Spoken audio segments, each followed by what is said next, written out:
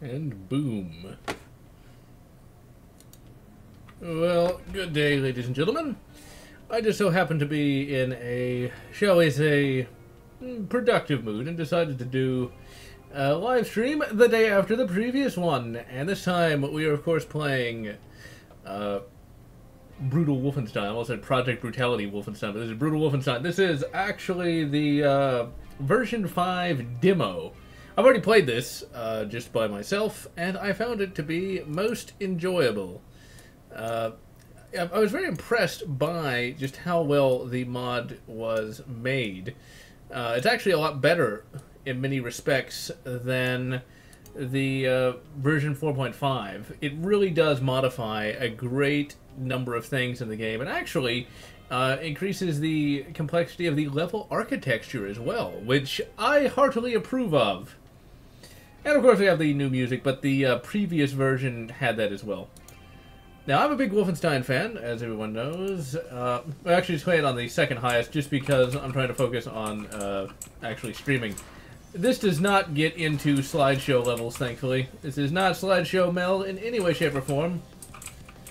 As we can see, we already got a new weapon here. We've got the dual Lugers. The dual Lugers work well enough. And hello. And it's going quite well, actually. We got the, and already we can see, look how different this is. Oh my god! Back in the day, this would have been very, actually it's impressive today. But, you know, having played Wolfenstein for so many years, you know, I'm really impressed just by what they've done. You know, back in the day, like Wolfenstein, it just had, you know one Luger, there we go. It just had, you know, like 90-degree walls, very basic lighting. With this, you know, it has very complex levels. And I really like the fact that it has the K98K. I know that Brutal, god damn it, fucking dog. The K98K showed up in the previous mod, but they actually changed it a little bit. Oh crap. And also they throw smoke grenades. I'm not really sure why that is. They changed the reloading on the K98K. You just like load individual cartridges, which is really cool. It's a nice little attention to detail. And it's back up. Back up. Really? I got killed by the dog? Well, I'm blaming the chat on that one. I'm blaming everyone but me. That's a popular thing now. Also, I love how well animated this Luger is. I mean, this is still a Doom 2 mod. And it also... this demo is actually more than a demo. It's not just like one level. It's literally the entire first episode of Wolfenstein, which I've played more than any of the others because I had the shareware version of Wolfenstein growing up. And enjoyed that immensely. It would be nice if I still had the original floppy disk, but it has long since been lost, sadly.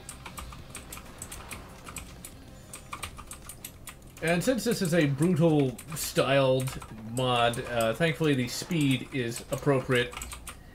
I always freak out when they throw the grenades, but they don't actually hurt you. What is the point of the smoke grenade? I don't understand why they're carrying that. It doesn't really help that much. You know, actually, get the Lugers out. And this actually hasn't been changed too much. Not too much expansion here, but as we go through the level, you'll see more and more. This actually is a pretty difficult mod, too. Like, I'm talking, you're going to need to save scum a lot in this particular WOD. If you play it on anything but, like, the lowest level of difficulty. You drank from a pit, which really, those were a godsend late game. Now, I've played Wolfenstein on, like, every console imaginable, except for, like, the 3DO and the Jaguar. The Jaguar! And I was one of the few people that actually liked it on the, on the GBA. The Nintendo GBA. That's what we called it back then. And hello, everyone. I think this is a slightly different, remix of the original song. It sounds a little different from how it sounded in version 4.5. Just a little different. I am hoping that Wolfenstein 3, the new Revolution, actually turns out to be halfway decent. It doesn't get SJWI'd. I still don't know why people think that game, Wolfenstein 2, was social justice-y. I certainly didn't see it. And I actually beat the bloody thing. And, you know, I was very aware that there had been, you know, some controversy about that, but I didn't see it. I did not see it at all. And I definitely wasn't blue-pilled. I imagine it will get a Switch port, because everything's getting ported to the Switch now. Oh yeah, when you collect enough treasure, you actually will get a little bonus. I got some extra magazines for the MP40. There's apparently supposed to be a semi-auto version being imported now, which sounds cool in theory, but it's a novelty. I would never buy one. Whenever I am gonna finally get me a pistol caliber carbine, but it's gonna be just that. God damn it! Well, time to start saving, because that's the second time I died on level 1, which I do not like such things. The Nintendo Switch, as I've said multiple times, is the only console I would ever consider getting, just because put in game, play game. Like, it's such a simple concept, right? And yet, you know, Microsoft and Sony, they just can't figure that out. God damn it! Shit. And I'm out of ammo, and just stab him! Stab him! Cut him! Cut him too. Ada just got him and started shooting. I think the iron sights on this are a little different as well. They're a little easier to see through. A little. I actually always wanted a Mauser, but not enough to pay for it. Because Mausers today have definitely gone up, that is for sure. You know, Doom on GBA is quite enjoyable, actually. I actually played that.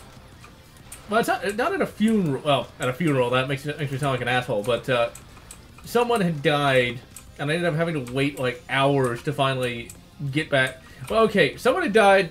My family and I went to deal with the logistics behind, you know, someone dying. You know, dealing with all the legal crap. And someone who died of old age. And so I was like 12 at the time, and I literally was just standing around doing nothing. But I was able to actually play Doom on the GBA, and it made it go a lot faster than it might have.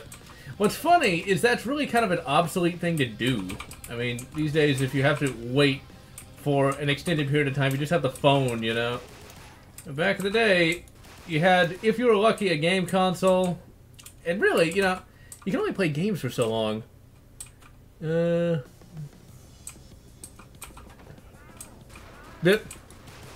I thought you were referencing Wolfenstein, so it's like I'm not even gonna try to pronounce any of that stuff. But what about Skyrim? I don't know what that yeah, I'm not even gonna try. And that got me killed.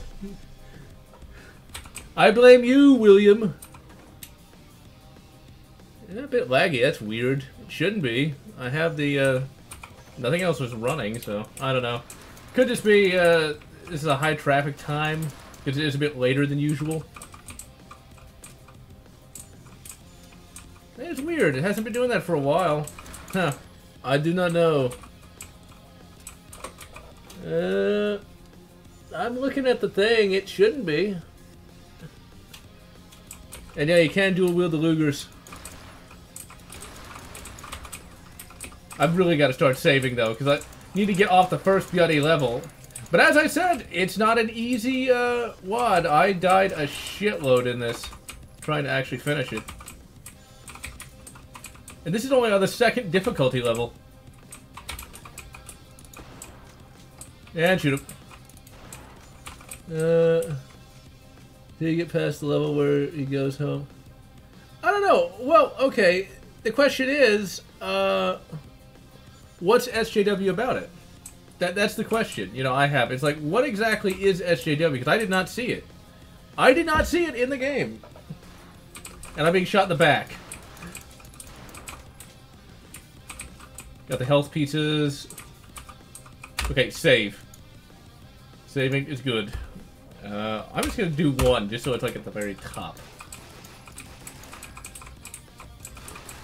And the submachine gun was my favorite gun in the entire game back when it first came out. I still like it even today, because the submachine gun is a good weapon to use for a situation like this. And we shall just have to see how the civilian legal MP40, or MP40 I should say, is. I did see a video on it, and like the charging handle flew off after just like putting a mag through it. So that does not instill one with confidence. And one of the other problems with it is like, It doesn't come with the stock, which means you'd have to modify it yourself. Then you're going to have to get an SBR tax stamp. And it looked okay. What's my favorite thing about this particular mod in general? The level architecture, I'd have to say. The level architecture is quite good. I mean, just since Wolfenstein 3D was the very first game I ever played, I like seeing it through a much more, well, when I say modern in a good way, where it basically takes what made it good to begin with and uses its superior technology just to modify a little bit of it. And I do like how the various enemies are very fleet of foot, like they're doing all kinds of rolls and crap, and they're actually a legitimate threat.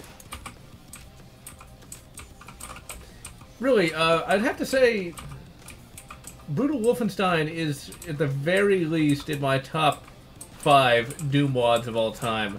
With I think number 1 still being Project Brutality, with number 3 being Brutal Doom. I can't remember what number 2 is at the moment. Let's see. And yeah, the floor is very shiny. There shouldn't be any lag. The game should be running at 48 frames per second. At least that's what I'm getting from OBS. Well, you gotta remember, you had to be there when Wolf 3D came out. You know, and I will admit, back in the day, not everyone actually finished Wolf 3D. It took me a long time for me to finish it. But when Wolf 3D came out, there was nothing else like it at the time. You know, it has aged a lot, but it was like, it was the first of its kind. Doom, of course, fixed all the problems with Wolfenstein, but you have to start somewhere, and it was a pretty good start.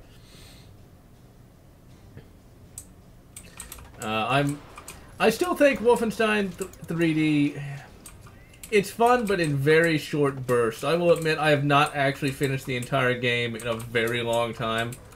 There are mods that can fix some of the gameplay things, but yeah, the levels are very boring and maze-like. But that's, you know, that's what you got back then, and back then, that's all you had. There had been other first-person shooters before, but nothing to the extent that Wolfenstein 3D was. That was just as simplified as it was. It wasn't some kind of... And that is really cool. That is awesome. See, it's still the same kind of level. It's still the same kind of room. It's just way more complicated with all kinds of fancy lighting. And, you know, it's still reminiscent of what it was, with just being updated. So it's not just a square box. And you also have to keep in mind that Wolfenstein 3D back in the day looked like it did because they were trying to run that on really weak hardware. You know, so there's only so much they could have done. Doom, like it does today, you know, required a pretty hefty CPU to run. Whereas Wolfenstein 3D, if I'm not mistaken, did not. I think it only took like a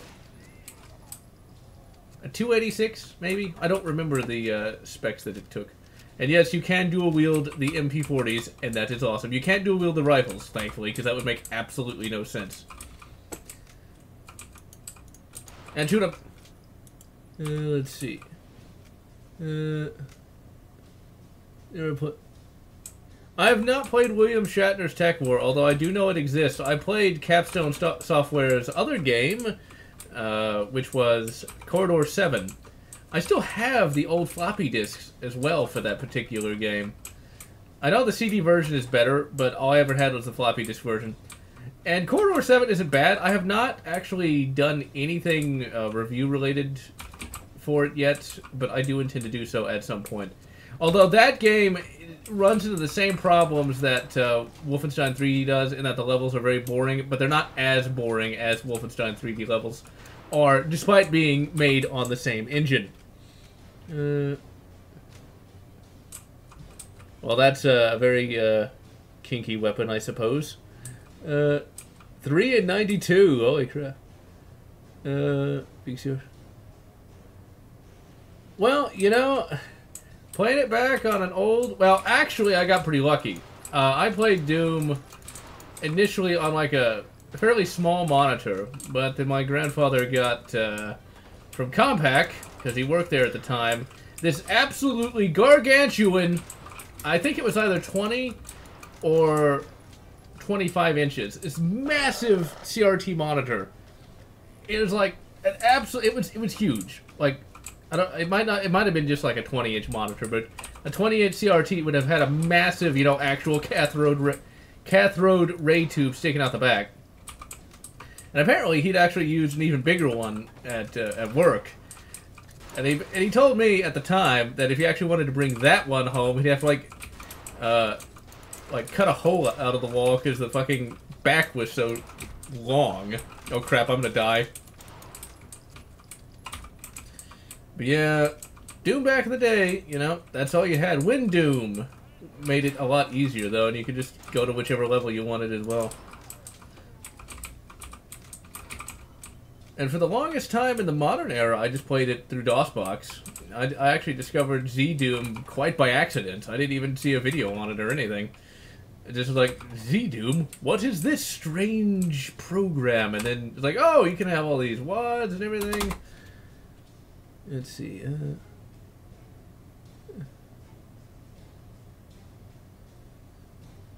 27-inch Triton. I can only imagine how big a 27-inch CRT would have to be. Well, you know, my mother and I, back when I was a kid, had a massive 32-inch RCA TV, which I was quite enamored by. STG-44 time! You can't dual wield these either, which makes sense, seeing as how these are 11-pound guns. But it has a different sound. It sounds a little too deep for what an STG-44 should sound like, since an STG-44 is basically just, it's a fairly small round in comparison to, like, a 7.62 by 3.9, so it shouldn't be as deep as it is. At least I don't think it should be. I imagine it would have a higher report than that. 3 men to carry. 3 hefty men can only carry it. It takes 1 strong man of will to actually watch it. Let's see. Oh, I'm glad you got Project Brutality to work. It is not easy to get those things to work if they don't work right. It's like, well, what's causing it? I actually had a random problem with GZ Doom the other day. I loaded up, and nothing would show up on the screen. Come to find out, what was really happening is it was going to my third monitor, which is actually a TV, and I didn't have it on. It took me forever to figure out what was causing that. It's like, well, why isn't it launching? I was like, oh, yeah. Now, this mod also fixes some frame drops when you shoot the exploding barrels, which is good because it would lag out the frame rate. Oh, you could have camped me, fucking asshole. You know, I got a health pizza, so it doesn't matter. Pizza time. Save. Let's see. Yep. Although I think the M16 uses a different gas system entirely. I think it'd be more accurate to say that STG-44 is sort of like the descendant of the G3, if I'm not mistaken. G3 is not a bad rifle, although I would not be willing to pay the prices to get it, because I have gladly joined both the cult of Browning and also the cult of Stoner. Cult of Stoner. There we go. Let's see. Still buffering. Damn. Oh, it should be working, like I said. It's got all in the green. Well, the reason it might not be working is, you know, Wi-Fi can be finicky at times. And streaming, well, whenever I try to watch a stream, I get a lot of buffering myself, so it can be quite annoying. And for whatever reason... And it's back! Actually, no. Just to show I'm not a heartless cretin, I will turn my back on him. And as you can see, he gets right back up and shoots me.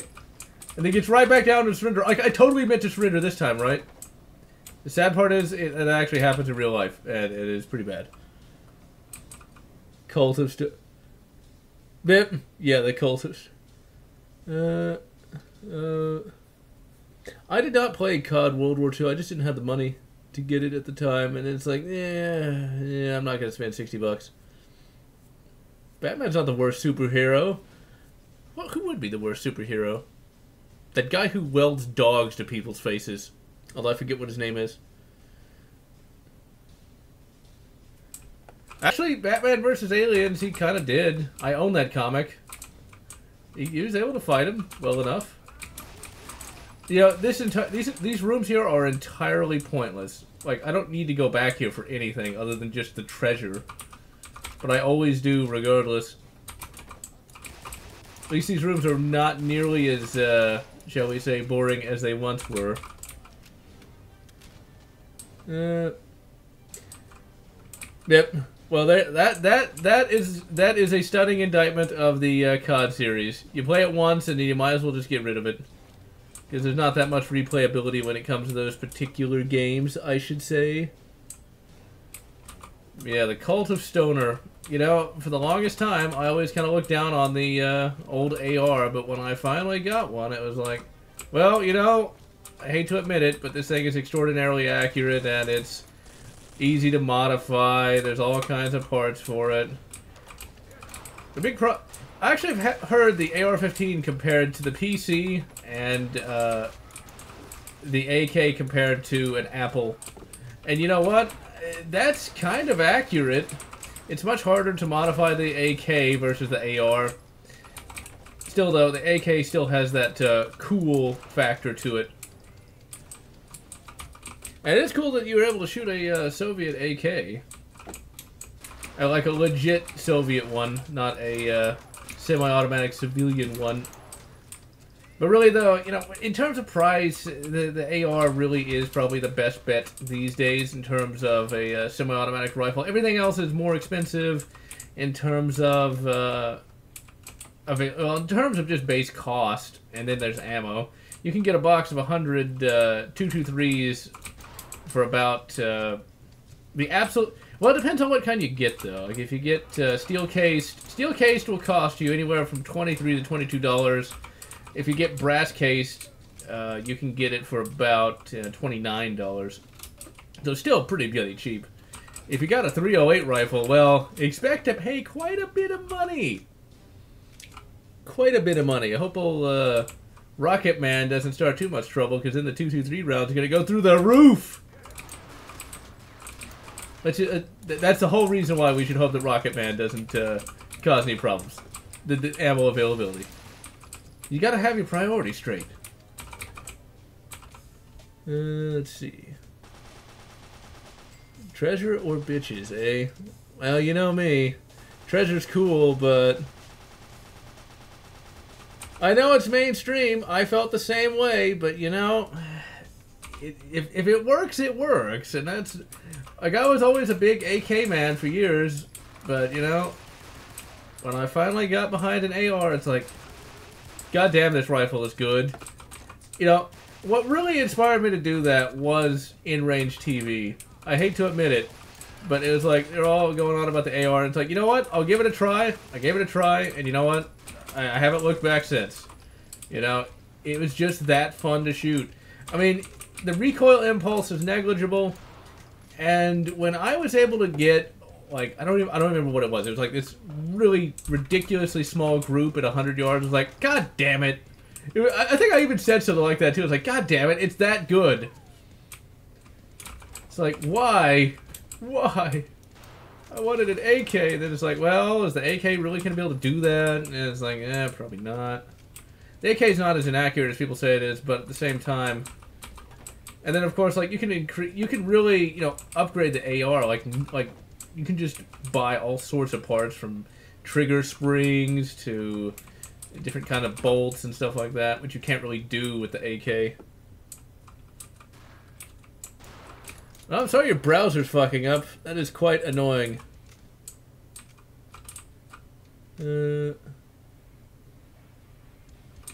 Yeah, people always complain about the high point. I like the high point. I thought it shot good. That's why I did the whole review on it.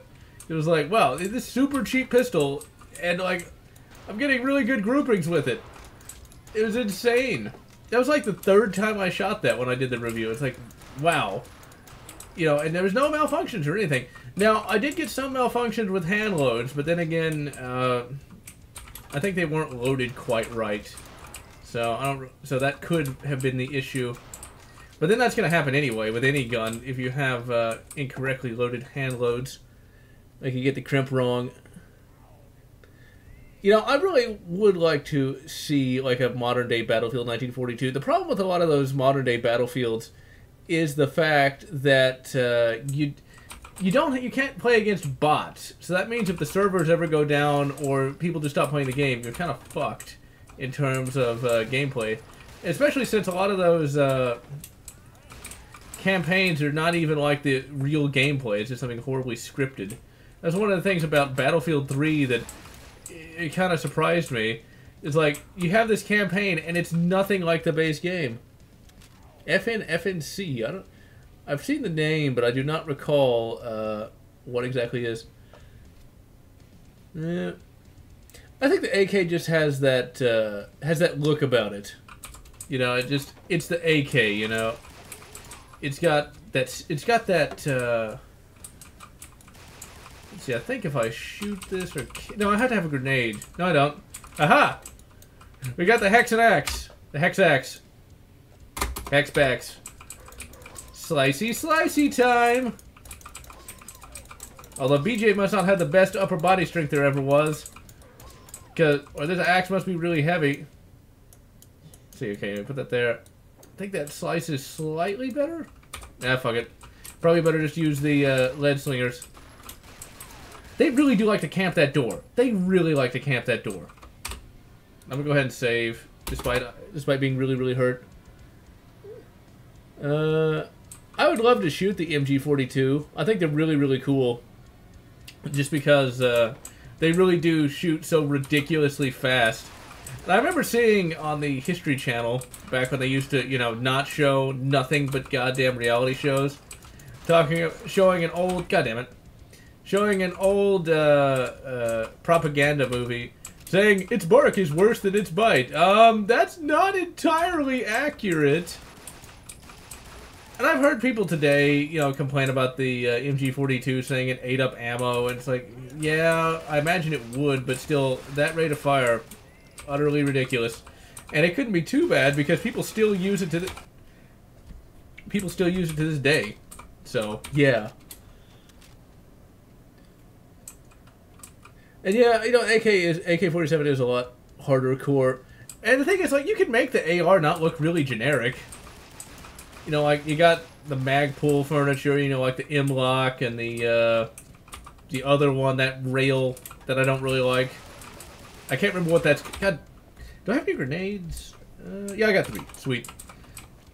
But yeah, like, you can really make the AR look really unique if you get some of the aftermarket parts. I was thinking, I should say. I was looking at and thinking about getting, but I'm not going to because I don't really need it. About a G-Wax lower. Now, if you know nothing about guns, you'll have no idea what I'm talking about, but just Google G-Wax lower and you'll know what I'm talking about. Because it looks like it might be pretty good. And that's from the In-Range What Would Stoner Do project. I'd actually like to meet those guys in real life one time, but they're always in states that are nowhere near mine. Although they were in Texas somewhat recently. I think they were in Fort Worth doing some match. Which, now that I know exists, I really want to do, because like they had this massive tower they had to shoot off of, which looked really cool. Let's see. HK416. Yeah, I think that's the upgraded, you know, like M4, I think. Corn for the cornflakes.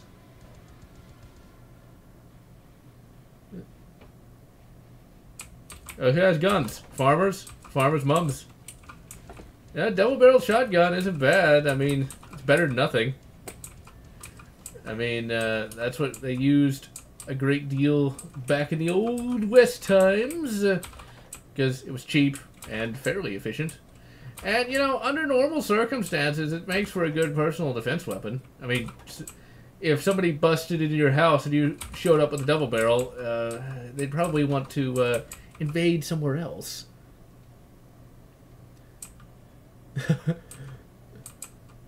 Well, but do their mums have them? That's the bigger question. That's did Shaun of the not Shaun of the Dead, Hot Fuzz get that one right?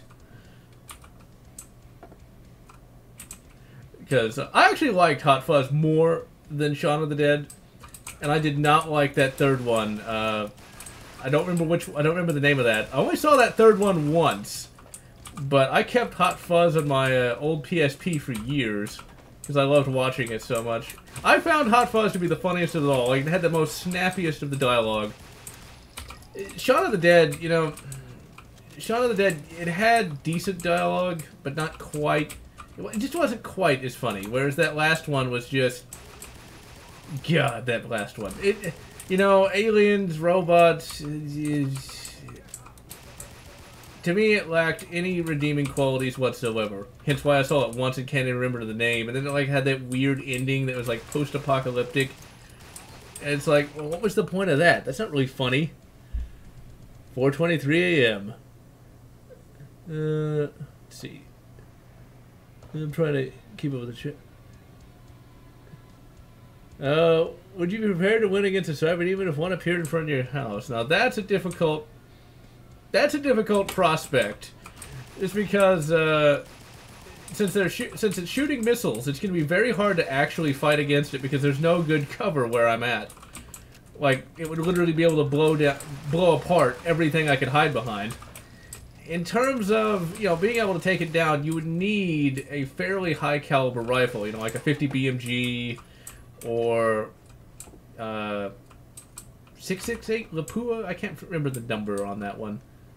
That big one, that big, like, that Chaytak intervention caliber that I can't remember because, well, I have no intention of buying a Chaytak intervention, but you need something like that, something that can really pierce its hide, and I don't really have anything that can do that. I mean, the highest caliber gun I've got is 7.62 by 5.4, and I don't think you'd be able to penetrate its hide, that's for sure. Well, you never know. I do have a couple boxes of match grade. I could probably try to snipe it in the eye, maybe. Maybe. Then I think it'd just piss it off. I don't know if the 22 could do it. But you never know, you might get lucky. Gum up the works there a little bit. Did I pick up the key? Did I even find a key? Let me save just in case I get shot in the back at some point. But yeah, taking down a cyber demon is not an easy prospect. And I just don't have, you know, like, extremely high-powered rifles just because I never had a need for one, nor real desire to spend the thousands of dollars needed for such a thing. If ever I was going to get a new bolt action, and I'm not really going to just because I don't get... The longest range where I'm at is 100 yards, so I don't really need anything more high-powered than what I got. But if I was going to buy something, I might consider that Ruger precision rifle. I've heard a lot of good things about it. Get that in 6.5 Creedmoor. I think I went in a big-ass circle. 6.5 Creedmoor sounds interesting. It sounds like it is something that would be a lot of fun to shoot if you had access to, you know, like 1,000-yard ranges and stuff like that. Just that's not in Houston. In Houston, the max is 100. I think there's one other range that goes out to 500. I think. Assuming it's still open. I haven't been there in, like, over a decade, so... And this is the one problem with Wolfenstein, is you gotta open so many doors and search for that key. I don't think the key's in here. In fact, I can almost guarantee you it isn't, but we've come this far, I might as well look anyway. And it's not. Known ally of the Daleks. I still need to try, for the billionth time, to get into Doctor Who, but I just can't. It's just not my thing. It's just I can't get into the character or the various companions. I just can't do it. Okay, I already went in here. Fucking doors. Alright, let's see. And hello. Nothing much. Let's add drones. What's kind of funny about drones is, you know, it used to be we called little portable or little remote control flying vehicles just remote control airplanes. Now anything that can fly is automatically a drone. Maybe okay, I already went in there. And drones have kind of exploded in popularity just because of their mimetic status. Although one thing that's kind of funny is when people try to make a joke about properties they don't know anything about. So there's like a random comedy image of Terminator. Instead of a human robot, they just kind of just sent a drone. So how did the drone go back in time, seeing as how only living tissue can go?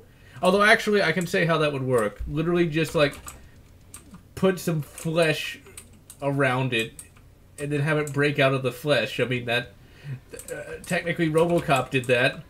He just cloned himself a giant globule of flesh, went back in time, broke out of said flesh globule, and went and blew up Skynet.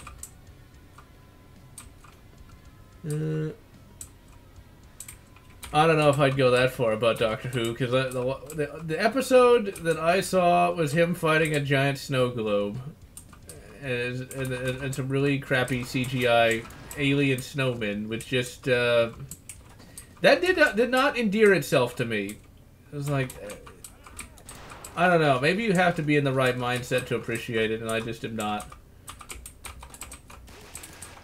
And, actually, no, I take that back. I did see one Doctor Who made-for-TV movie from the 90s. I don't know if, maybe that one was just bad. I couldn't tell you. Maybe I just need to see the good episodes. Stargate and Stargate. You know, what's funny about Stargate is there's two completely separate universes. You know, you got the movie Stargate, where, like, Abydos is, like, on the other side of the known universe. See, that's what you say in the movie, because it sounds really epic, even though it doesn't make any sense. What also doesn't make any sense about the movie is, like, they have this little fancy map where there's this little plastic thing that moves as it's tracking the Stargate signal, when literally, just like, supposedly 2 weeks earlier, they didn't even know what it was. But that's the movie for you. Because we got to... It sounds really good for the trailer.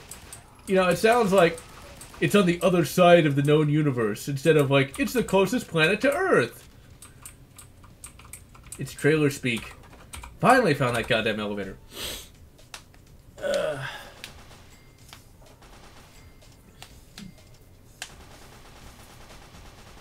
Relativistic, the relativistic baseball, where... Well, yeah, and a drone is pretty obvious. I mean, that's pretty easily found via radar.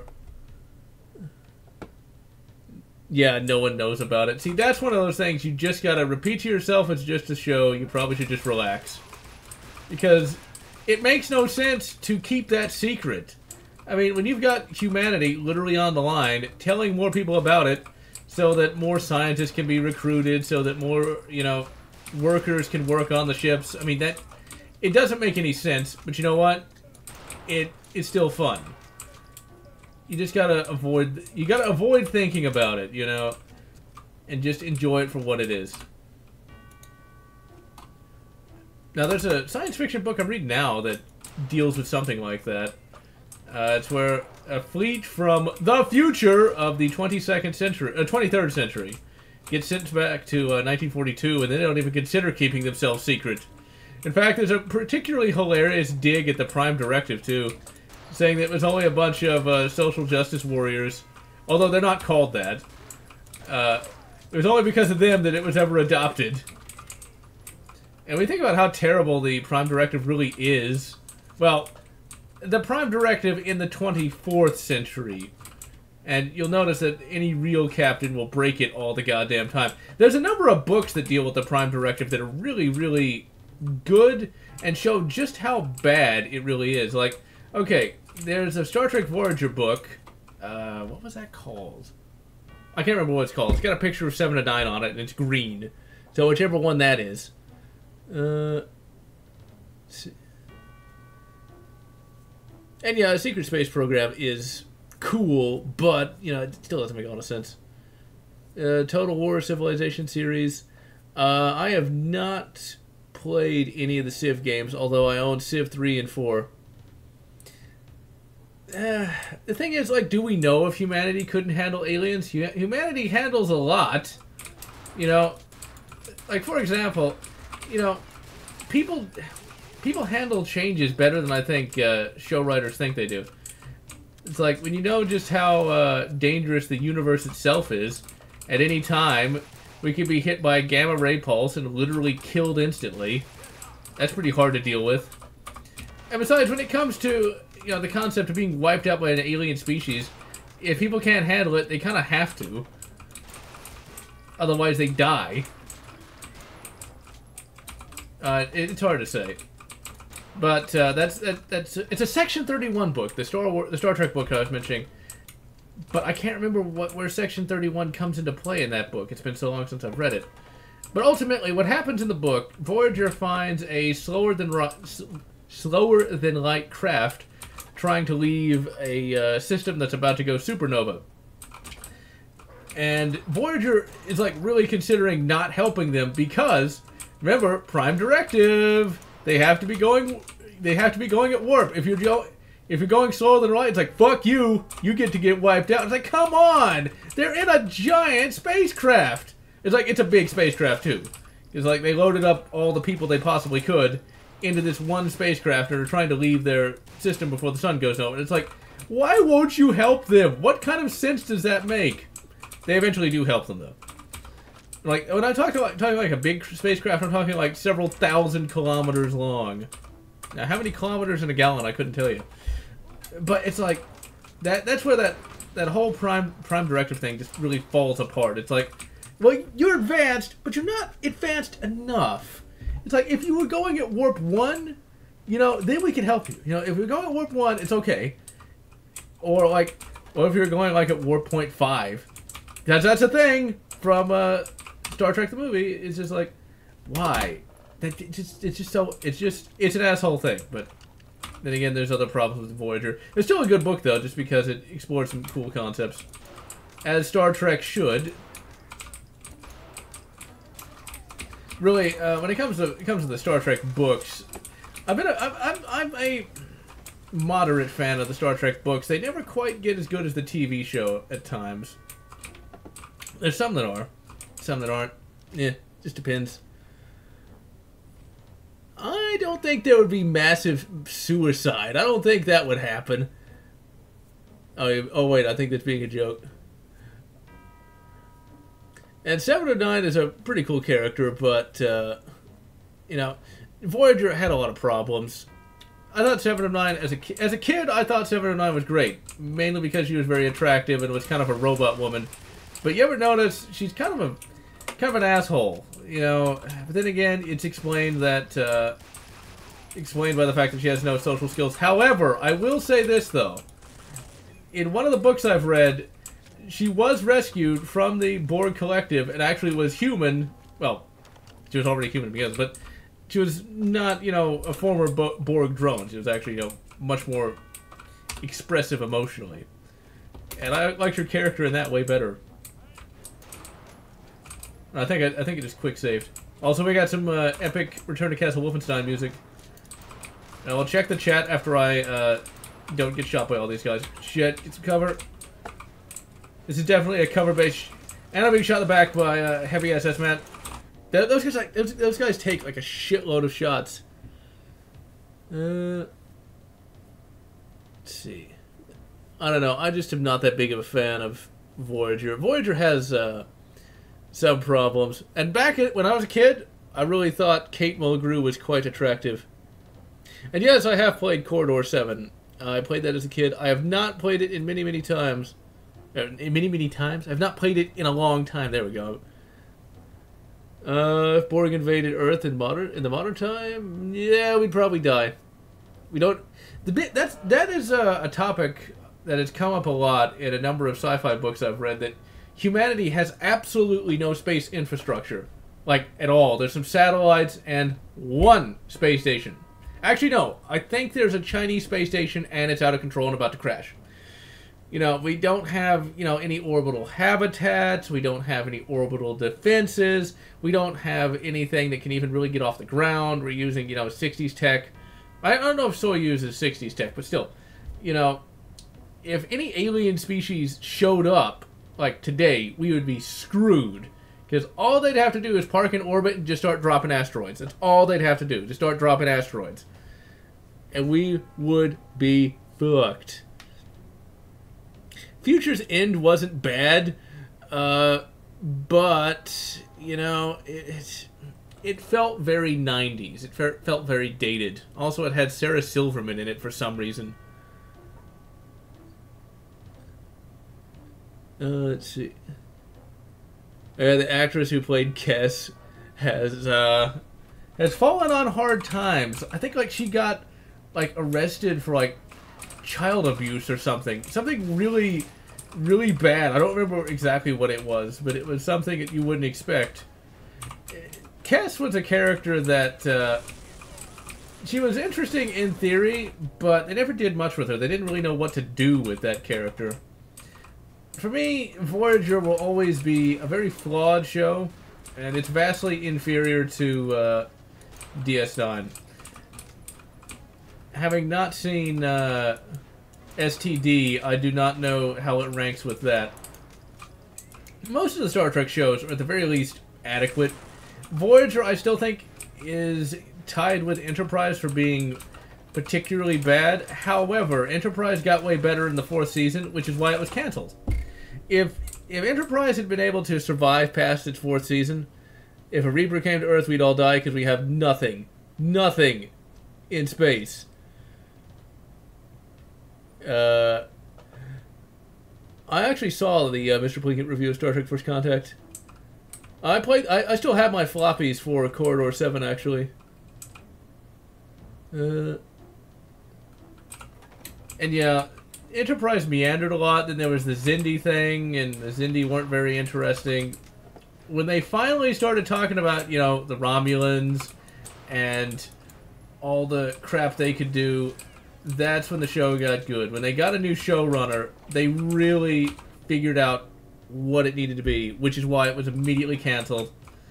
The last episode, you know, what's funny for me is when I see the last episode of something, I usually don't feel too bad.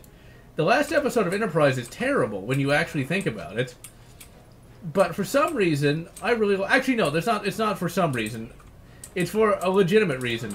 I liked it because... I liked the last episode because it's Riker and Troy! They're back in Star Trek! Wait a minute. Why is Enterprise ending on a holodeck? There is a good Star Trek book that is a true ending called The Good That Men Do. I highly recommend reading that, as that's a true series finale for that show. Oh yeah, and spoiler alert, in the Star Trek EU, the Enterprise does get retired at the end of that series. Well, not even at the end of the series, like 2 books to the end of it, it gets retired. Which is sad, but, well, they kind of have to do that. There was a couple good episodes in Enterprise Season 3. Not many. Because, once again, the Xindi weren't very interesting. In fact, they were really quite boring and generic villain. But there was that one where Trip Tucker, the chief engineer, had to get cloned, and and it was, like, really emotional because they had to kill the clone to harvest its organs. But the clone had, you know, like, genetic memory, which isn't really a thing, but you know what? If he didn't have it, we wouldn't have much of a plot now, would we? Okay, where's my STG-44? So, that wasn't too bad. Season 4 started up in a way that I thought was pretty epic. I know that there's been some reviews that have complained about it, but I liked it. Season 4 started up with space Nazis. It's like a Wolfenstein kind of thing. And, well, I say space Nazis. Basically, a space alien helped the National Socialists get better technology and all sorts of things like that. It was very much like a Wolfenstein kind of thing. It was quite enjoyable. Once again, it's a TV show. You just enjoy it for what it is. It's not going to be, you know, high art. And it was just a basic, you know, adventure plot. After that plotting Season 3, it was a breath of fresh air, I should say. At least I enjoyed it. There was one review I saw of it that just was completely offended by the whole thing. God damn it! Fucking SS Trooper. Let's see. Notice me. I didn't notice what it was. Space Nazi equals Stormtrooper. Although I think the Space Nazis have better aim. Although, to be fair, the Stormtroopers do have good aim. They just, are screwed over by the plot. Let's see. And yeah, there was that episode where they had the Borg, and then there's the episode with the Ferengi. You know, those episodes are kind of cop-outs, because it's like, why would they know about this stuff so early? But at the same time, you know, it's the Ferengi, they're back! And everybody loved the Ferengi, once they finally figured out what they were supposed to be. In the first season of TNG, they were supposed to be the villain. You have these little short guys jumping around with energy whips, acting like really, really stupid. It's like, you will fear me! Me with the big ears and the bondage whips? Yeah, real scary. But once they actually realized, oh wait, the comic relief characters aren't supposed to be scary, that's when they finally got it right. Now, one thing I didn't know until many years later, one of the early Romulans, I forget his name, like Vortak or something like that, Hordak, was actually played by the guy who would go on to play Ambassador Jakar from Babylon 5, which... Babylon 5 is a good show, by the way. And that's one of those nerd cred shows that if you want to show that you're a true nerd, you have to say how great it was. Yeah, I'm giving myself health. What? You know, why do modders have to do that? They must just know that I like to cheat during my streams or Let's Plays. Like, nope, we're not going to let GeneralLotz do it. He's got to do it legit. Plot armor. Well, that's how it goes. Borg met the Daleks. Probably the Borg would win. And it makes sense that the Borg ship would be left over. But then again, it's like, doesn't make a lot of... Well, it kind of screws up TNG, but at the same time, there was the whole temporal Cold War going on, so that kind of justifies it. Now, of course, you know, Future's End... That's another one of those time travel things, though, where it's like, okay, so is the whole reason why Star Trek exists because of time travel? Because, you know, you can't... That can make for a good excuse as to why Star Trek has such a different history than ours. It was all temporal intervention. Had it not been for temporal intervention, it would be our time. So that basically means that the only reason why humanity got more intelligent, I guess, is because of time travel. And the whole reason why our universe still kind of sucks is because no time travelers have shown up. Fucking time travelers, fucking lazy assholes. Now, one of the aspects of Future's End that I did like was the concept of the time police. That was cool. And the later episodes that followed the USS Relativity was cool. I wanted to get a USS Relativity model once, but I ended up passing on it because I think it was too expensive. I think I wanted like $30 for the bloody thing. It'd be nice if I could cheat. They say cheaters never win, but see, cheaters win when no one actually catches you cheating.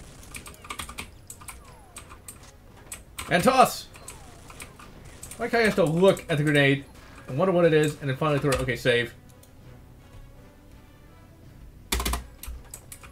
There's a number of good time travel episodes in DS9 too, where specifically the one where Captain Sisko has to go into like the poor town. No, it's like this poor people debtor prison thing in California.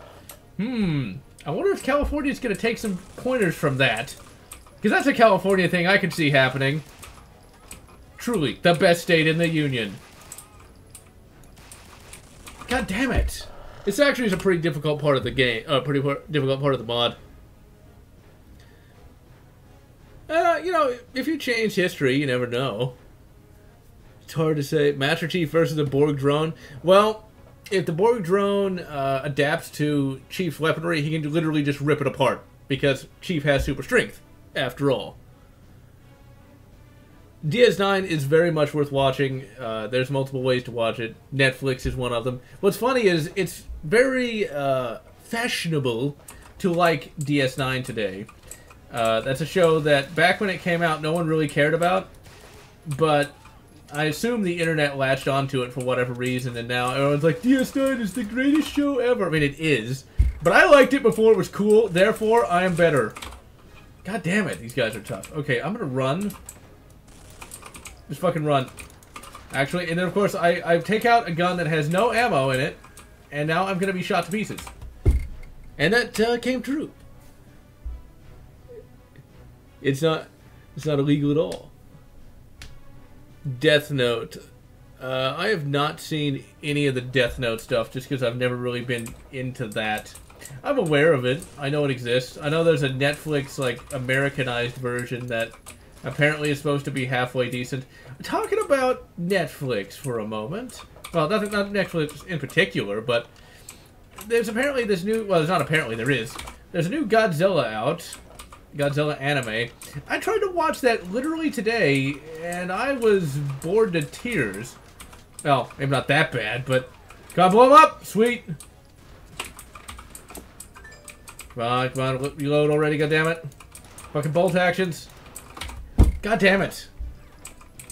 But I was completely bored by it in like the first 10 minutes, and I just finally gave it up. It's like, the problem is, it's not that it was boring, it's just the main character wasn't that interesting, and the plot was kind of silly, and it kind of fell apart for me. I might give it a try later, but god damn it. It's a hard part of the game.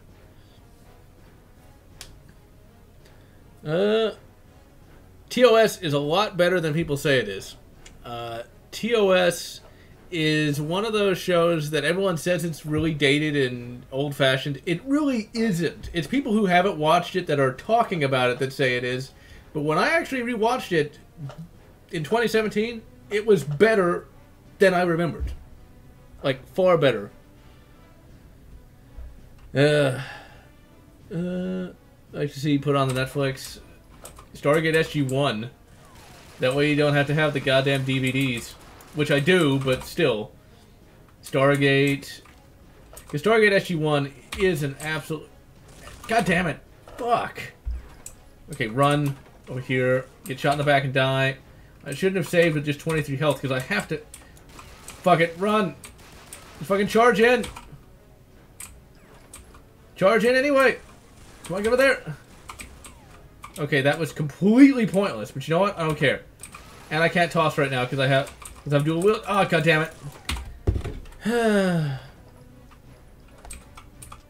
And also, Terminator the Sarah Connor Chronicles. That's another show that I did not like back when it came out. But when I watched it literally just about a week or so ago, it aged far better than I thought it did. It's kind of crazy and scary to think that the Sarah Connor Chronicles are now 10 years old because it came out in 2008. Secret States program. And really, TOS was way ahead of its time. You know, you compare any other show, look at any other show from the 60s, and like, it does seem very quaint, but TOS, it still holds up. I highly recommend also watching Star Trek Continues. It very much feels like a continuation of Star Trek, which you can find all the episodes on YouTube. There's a fan production. It actually ended fairly recently with an absolutely excellent unofficial series finale for TOS. Crap. You got a grand total of 6 rounds. Come on, give it. Where's the fucking rifle? Okay, I think they're all dead. I'm like super hurt. Kakarot. You know, I did not watch much of Dragon Ball Z.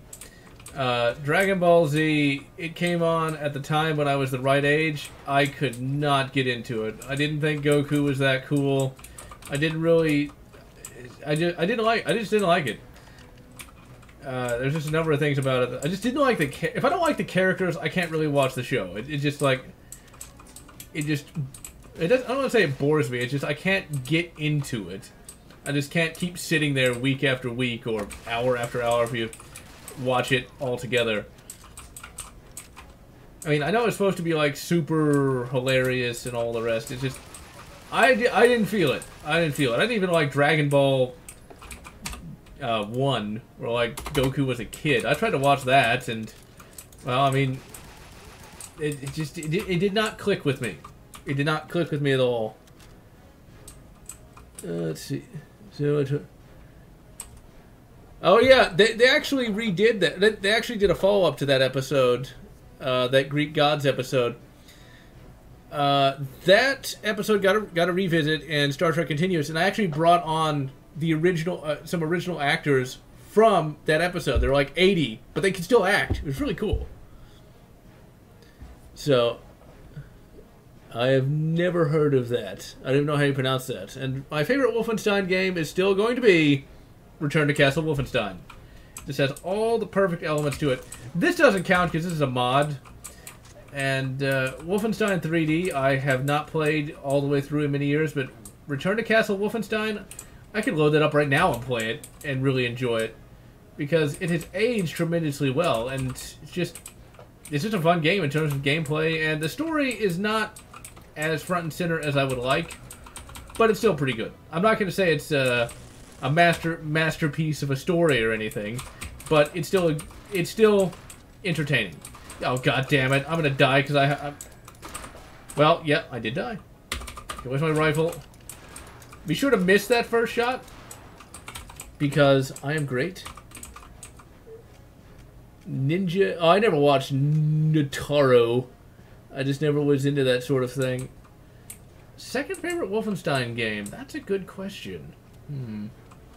Since mods don't count, I'll go ahead and say Wolfenstein The New Order, followed by Wolfenstein 3D, and then, last but not least, Wolfenstein 2 The New Colossus. Not because I think Wolfenstein 2 The New Colossus is bad, it's just, it simplified the gameplay a bit, as I said in the review.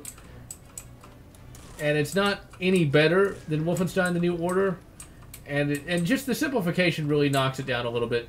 They didn't simplify it too much, though. They didn't, like, give you regenerative health and the 2-weapon rule, but I really liked the Sturmgewehr with the rotary grenade launcher. I thought that was really cool. And they got rid of that. Oh crap, that's a lot of dogs. That's a lot of them. And I died. I got fucking mauled by a dog. Oh, Gustav Adolphus, will you ever learn? Dragon Ball Super. I've never seen that. Never saw Sword Art Online. Is that not a name for an anime? Is that not a name? It's like, well, Sword Art, and it's online. No, I've not seen it. I know it exists, though. Well, it's funny you should say that. I have been watching one anime somewhat regularly. I was watching Gate, which is an anime where a gate to a fantasy-styled world opens up in Japan, and the JDSF have to attack and defend Japan from them. I thought that was pretty good. And, like, the main character is, like, this super, like, Japanese army ranger guy, but he's also, like, a massive fucking otaku, which I find quite amusing. It's pretty good. I watched the first 12 episodes of it, but I'm not that big of an anime fan, I guess. I watch very specific anime. Like, if it's not science fiction, I don't really care. But the anime I'm going to try to sit through somewhat soon.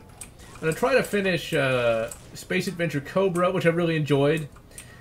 Well, I enjoyed the first couple episodes of it, but it did get very formulaic. Then I want to try Record of the Lodos War. What a title that one is. I want to try that, just because it sounds like it's a decent fantasy series. But other than that, the only anime I've really watched to completion are Outlaw Star, Cowboy Bebop, and I think one of the Gundams. Yeah, Gundam 79, which wasn't bad.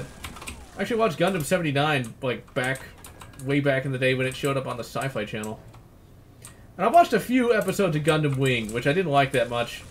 Gundam Wing was very cheesy, but tried to take itself way seriously and just kind of failed. You know, it's like, with names like Relina... Shit! That wasn't her name.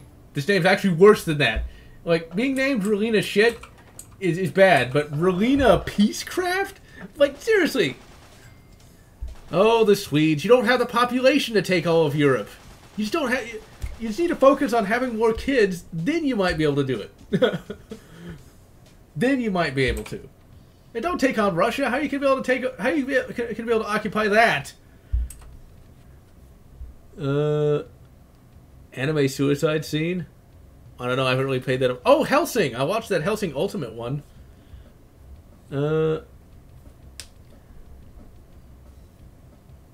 Well, you know, it's hard to hate anime just because it's a type of art style. I have not reviewed Alien Isolation. I have 2 streams of it, though, and I thought it was good. I thought it was quite enjoyable. It's a damn android. Ash, will he ever learn? Always trying to shove magazine tubes down people's throats. I find it funny that apparently there was like a fan theory that like it was like how androids have sex. Like, really? No, he's trying to choke her to death. How do you not recognize this? It's like, that's not healthy if that's the first place you go. Oh god, I think I remember this. No, this is the wrong level for that. And I got shot in the back. Set restraint level 0. Alucard. You know, at Hellsing, at least the Hellsing Ultimate version I was watching it in the original Japanese. Whenever the English pops up, it's always hilarious to me. Because it just sounds funny. Like, there was one time where, like, one of the villains, I don't remember who he is, I think it was, like, some kind of evil priest. It was, like, reciting one of the prayers. Just how he said Jesus Christ was hilarious to me. You just kind of have to be there, I guess. I know what Parasite is. I saw a couple clips on YouTube. I just, didn't really get into that either. I don't know if the new Alien game's going to be good since it's based on the cinematic universe. We'll just have to see. It beats Dracula! Oh my god! Yeah, I'm sorry about that, old Gustav. That ended poorly. But you never know. Somebody might rise to lead it back to glory. It's hard to say. Stranger things have happened. Aliens Infestation really was a damn good game. I quite enjoyed it back when I first played it. I should try to do a stream of that. I have the DS emulator installed again. That might be fun to do. All I'd have to do is do a screen region capture. Fucking... And that should be easy enough.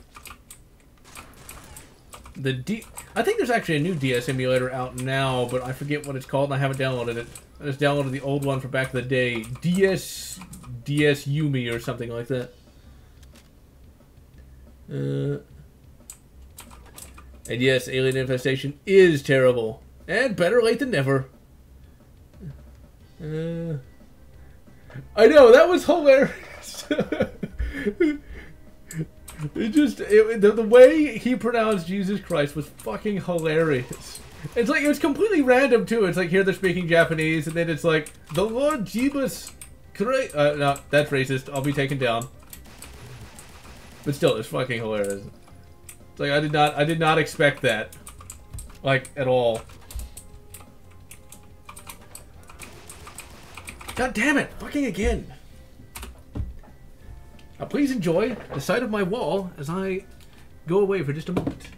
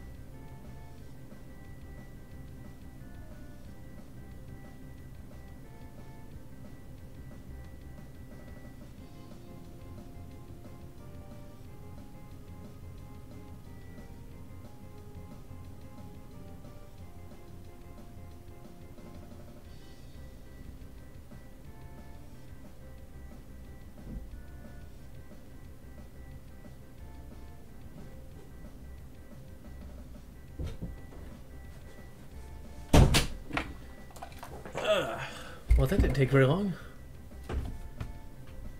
And yeah, Cowboy Bebop-aroo. I found that at a random comic shop. I just had to get it. Because it was a really nice poster, and I'm a really big fan of Cowboy Bebop. Not because it's super popular. I didn't like it because it was fashionable. I liked it because it was legitimately good. And I watched it in the pre-internet era. As in, I had access to the internet, but I didn't interact with anyone on it. So, when this Cowboy Bebop show started playing, I was like, yeah, I'll give it a try. I was like, oh, wow, this is actually pretty good. And so I liked it legitimately. I didn't hear a bunch of people saying, it's the greatest anime ever! It was just like, oh wow, it's actually a pretty good show. Although I'm still a bigger fan of Outlaw Star, though. I just like Gene Starwind. And indeed, it is epic. English Zanzibar War. I think that's like that war that lasted like 15 minutes. Like the British shelled like one place. I don't really like having facial hair. It really... It makes my skin hurt, if that makes any sense. I just don't shave because I get lazy. And yeah, that's where I saw it as well, on the old Adult Swim block. Well, this is a Doom 2 mod, so I just have Doom 2 on there.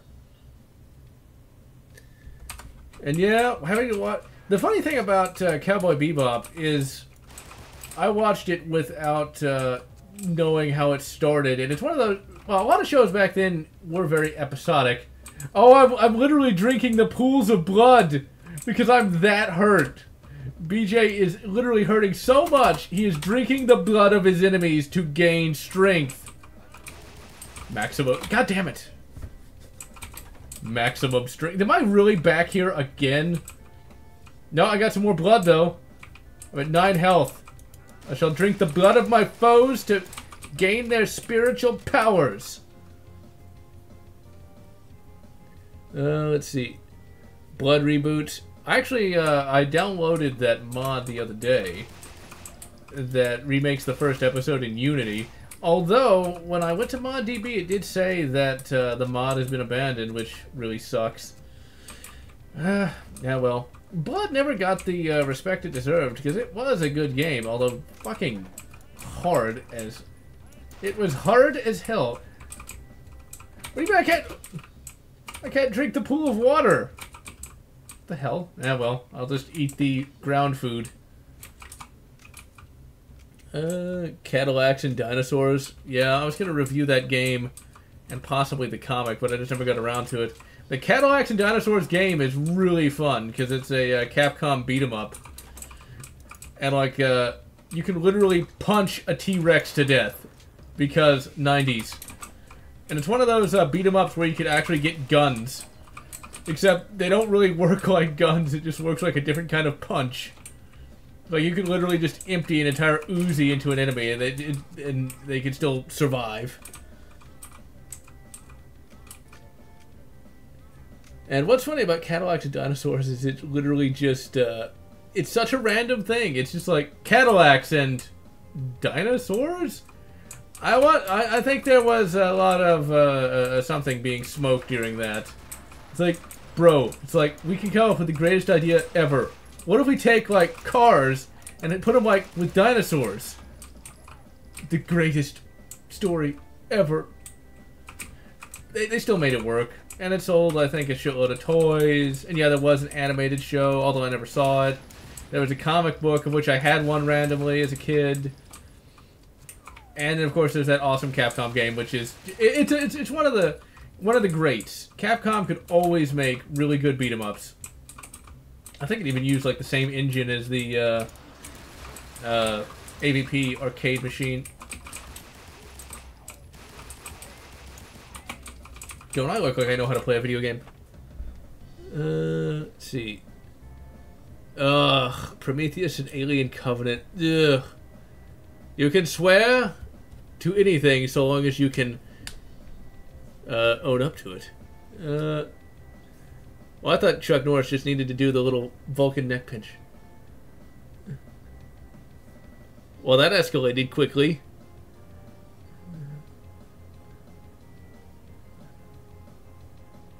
Bip, I would not be surprised if something that would happen. Something like that would actually take place in real life.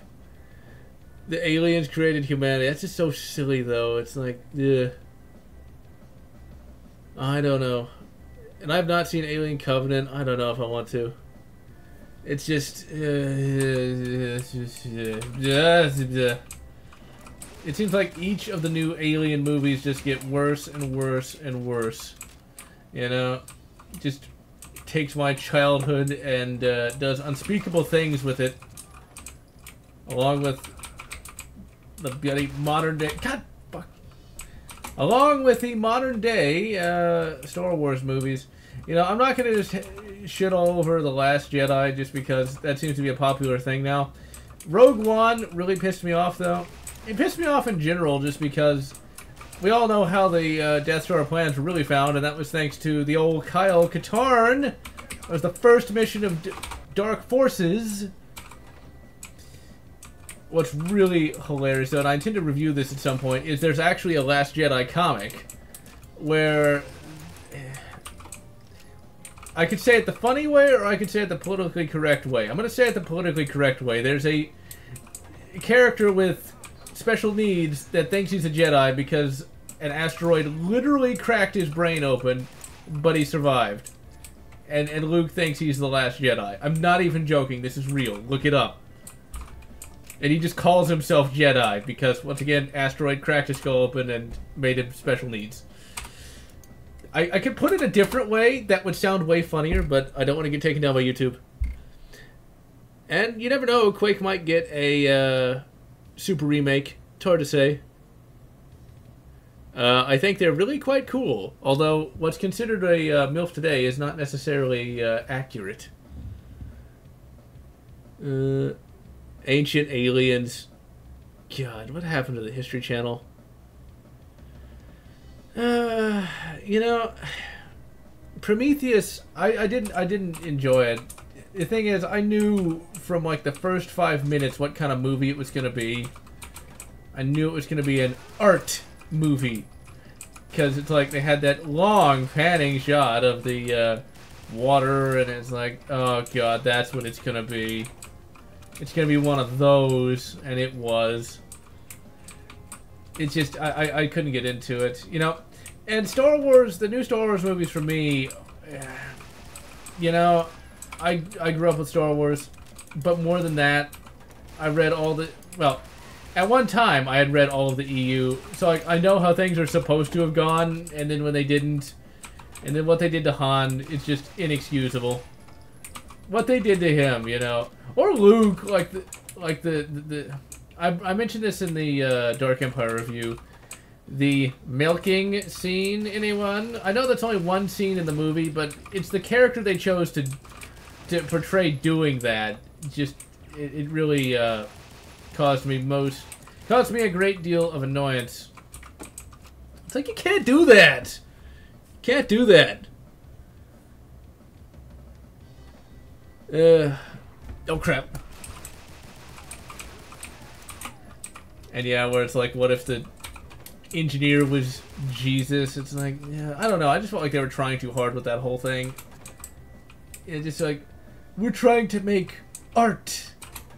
Without actually knowing what art really is supposed to be, but... oh well, to each their own. It's not that big of a deal to me. They're still Alien and Aliens, and I'll just watch them and be done with it. You know what's funny, though? Prometheus has a lot in common with those AVP craps, where, like, humanity has been visited by aliens, and they helped us build all that which we have. It's like, I hate that whole thing. Of X-Men, I did not like the X-Men film.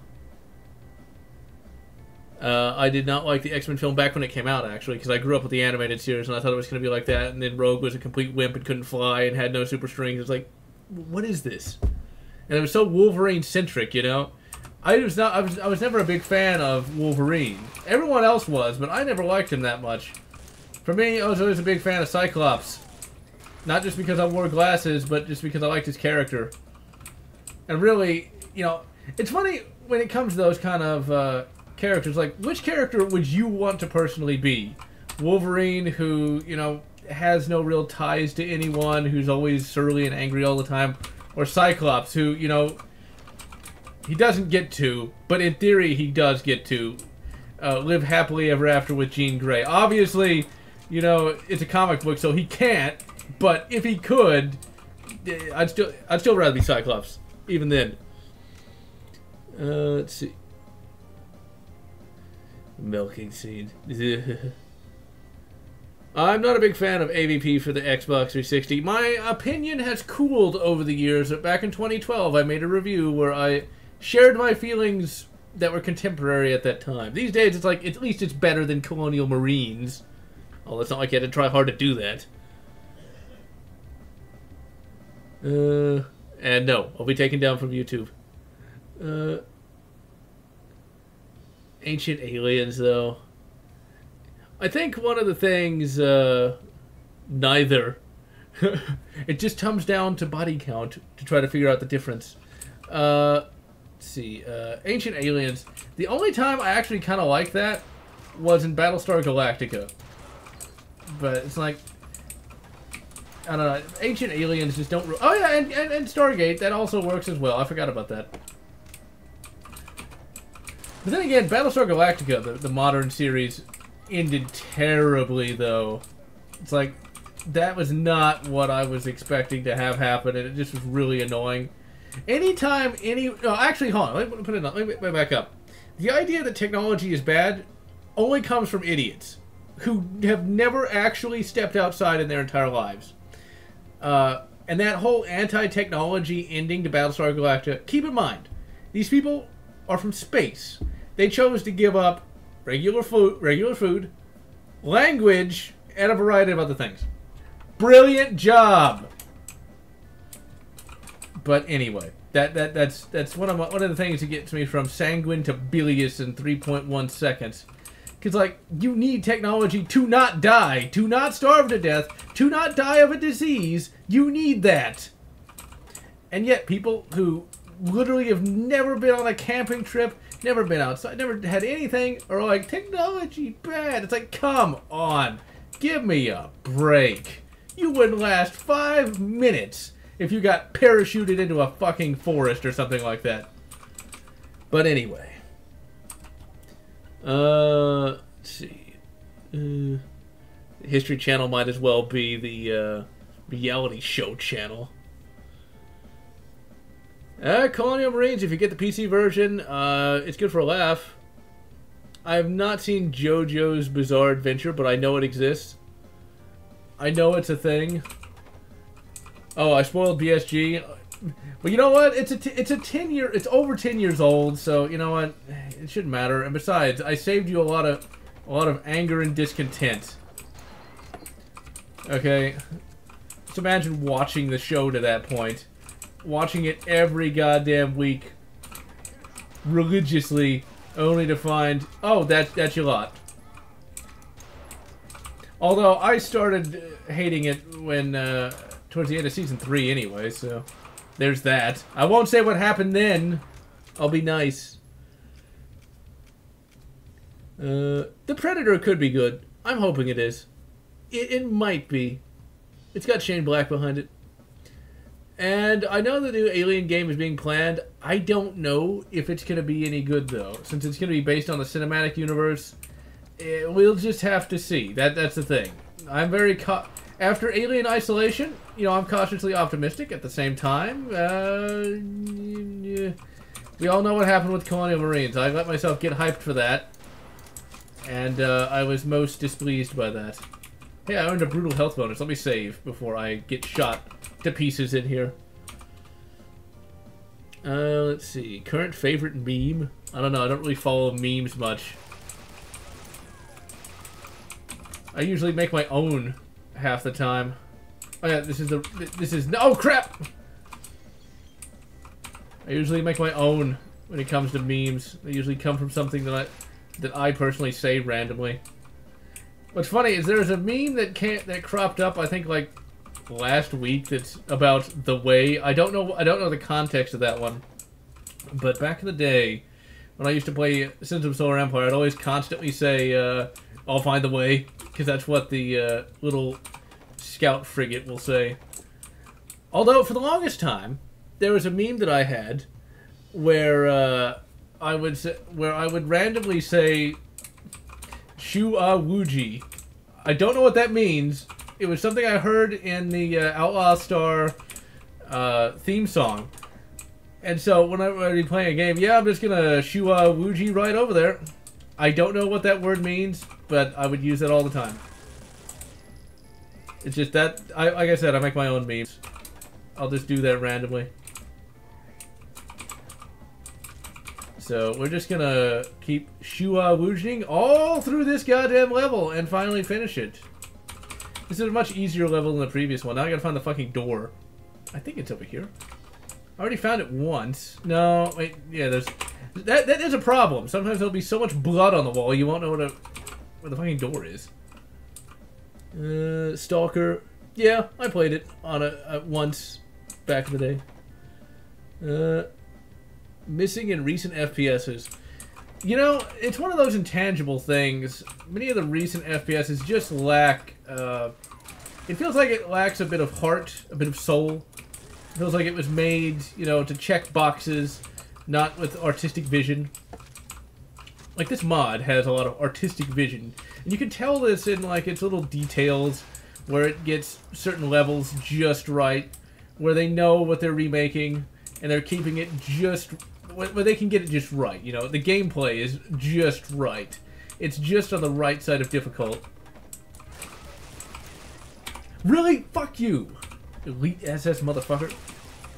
I need to throw a grenade in here. I will check the chat in just a... God damn... Fucking camping the wall! Not even I do that, and I suck at multiplayer games. Yep. Got teleported all the way to Daggerfall. And buffering again. Yeah, these things will happen. But yeah. Shu-Ah Wuji, man. Those were the days. Little in-jokes and things like that. That's the one I remember the most, though, that I thought was so funny, because we used that for a while. Or Back at the Space Ranch. That was another one that I used. A lot of that stuff comes from Sins of a Solar Empire. I played the shit out of that game. Both the original version, then Entrenchment, and I didn't get Diplomacy. But then when I got... Then finally when Rebellion was released, I played a shitload of that too. There's just something about that game. It's one of those games that you pay attention to it just a little bit, though. Because it takes so long to get anything done. I remember there's one time I actually fell asleep during the middle of the goddamn game. I didn't lose that one, though, thankfully. But it was still hilarious. Like, John, like, what? Were you asleep? Yes. And not much had actually happened while I was asleep. It was still pretty hilarious, though. Let's see. Mosin or infield? You know what? If I can ever get my infield to shoot accurately, I'll let you know. For right now, it's Mosin. The infield's good. I have one. Far Cry 5 still look like it's going to be fun. Yeah, Doom 2016 has a little more soul than most, but you can still definitely tell they checked a lot of boxes.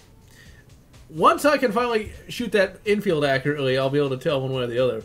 But that Mosin, I really like that Mosin I got. I enjoyed shooting it a great deal. Especially once I finally got that sticky bolt problem fixed. God damn it. Strong female shit. Okay, I need it. Got a Spion. Shit. Oh, you and your lot. God damn it.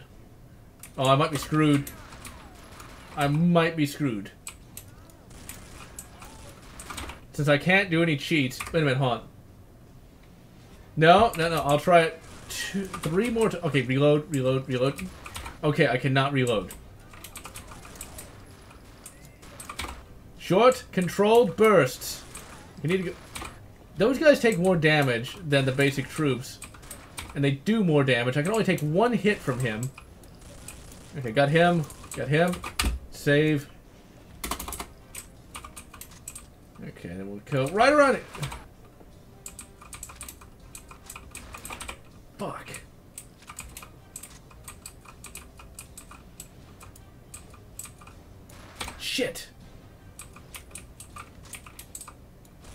Okay, got him. And shot him. Sweet. Whew. That weren't easy. Well, Far Cry 5, I think, is meant to be a sort of an exaggerated version of the Branch Davidian thing that went on, where the feds went in trying to act like, you know, they controlled everything, you know, and it turns out they didn't have quite the power they thought they did. So I don't know how that's going to work, but of course it's going to show off, you know, how terrible these evil ranchers are. I don't know. It still looks like it's going to be fun. So sometimes you just got to ignore these things. Yeah, I was going to play Alien Swarm, but I have not. I'm planning on doing an Alien Swarm stream next week, though. And depending on which one you look at, hard to say. We will just have to see. I would like a PPSH 40. I almost got one of those PPS 43s once, the civilian legal ones. The thing is, though, I realized it would cost way more money than it'd be worth to you know, have a stock. And the thing is, I didn't really want to get an NFA tax stamp, so I'd have to have replaced the entire barrel with a 16-inch one, and it ultimately just wasn't worth it, like, at all. Thoughts on Thrawn? Awesome character. He's not as, you know, he's... A lot of people try to make him sound... He kind of suffered from the Rommel thing, where, like, he wasn't just a worthy foe, but he was also the greatest guy ever, when in fact he really wasn't. Thrawn was, like, super arrogant. He didn't pay attention to things that were going on because he thought he was such a badass. In all reality, he's such a great character because he's a much more realistic villain, not because he's an actual good person. Far Cry Blood Dragon 2. You know, I'd still like to play Far Cry Blood Dragon 1. I just haven't had a chance to. Let's see. JRPGs. You know, I've tried to play some JRPGs. Still like Dragon Warrior, the original NES version, and Final Fantasy 1 was good. I still need to finish Final Fantasy 7. I got through, I think, Disc 1, but that was it. Final Fantasy 9, I really enjoyed. I actually finished that one. Yeah, apparently half of California wants to break off. And yeah, I have read the Meg novel. It's not the best written thing ever, but they definitely tried to be funny. Well, not definitely tried to be funny. They definitely tried to be more epic. It's not Sharknado levels, but still. NCR. We'll have to see. We'll have to see what happens. We really will. Because, I don't know, California's gone nuts. Well, I say it's gone nuts. It's been nuts for longer than I've been alive. At one time, though, California was a pretty cool place to live. But, you know, times change. We will just have to see, you know, how that goes. I don't think they're going to really like being independent, though. I think they're going to find that no matter how high you raise the taxes, eventually you're going to reach a point where you are not... Yeah. Eventually you're going to reach a point where people just can't pay it. God damn it. So, Anachorox? Never even heard of that. The Space Spanner. You know, I have not seen Rick and Morty. I saw, like, the Rick and Morty styled Simpsons intro, and I was not really impressed. I know that's I think it's one of those instances where the show is really talked up by its fan base to be like the greatest thing ever. I didn't see that. You know, I did not see that it was that amazing. And then, of course, there's it's kind of like Cuphead. That was another thing that people were talking about. People who likely never even played it were talking about. It's funny how, like, all the real game reviewers were saying, like, yeah, it's stupidly difficult, but the art style is great.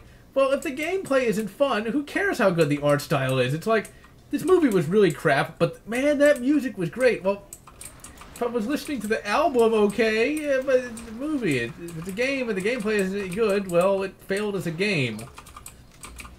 ultimately, it doesn't matter much to me because that game isn't one I'd really want to play, and the art style didn't really impress me. So yeah, and I'm down to 9 health now. I am screwed. I am very smart. Come on, fucking get... I just keep shooting the wall because I'm very smart. Let's see. Let's see, one moment. I shall return.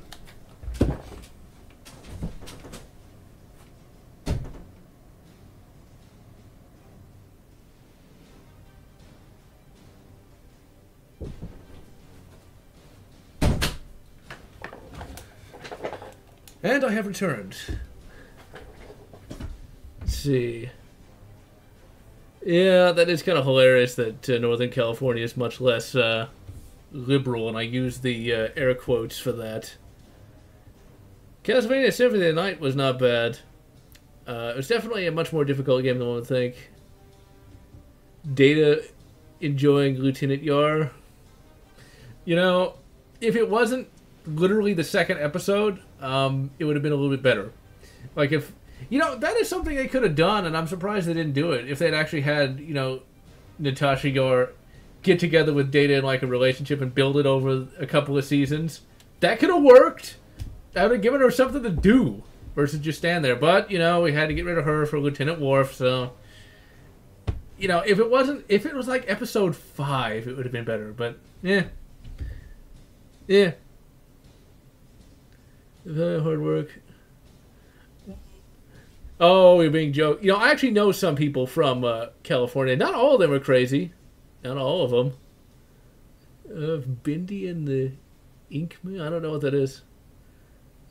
So I couldn't tell you. We shall see what happens to the old Cali. The thing is, since I know people there, I don't really want it to get too bad. But then again, the people I know would probably have left before it got particularly terrible. Oh god, that old meme. That old meme. Well, you know what? It all depends on what genitalia they have. Depending on that, yes. Actually, no. By their very definition, yeah, then yes. I'm not gonna get snitty about it like certain internet people. It's always funny how virtue signaling works, you know. You know what's really funny? Growing up, I just assumed everybody was like, you know, a quote, end quote, super liberal. It turns out they weren't.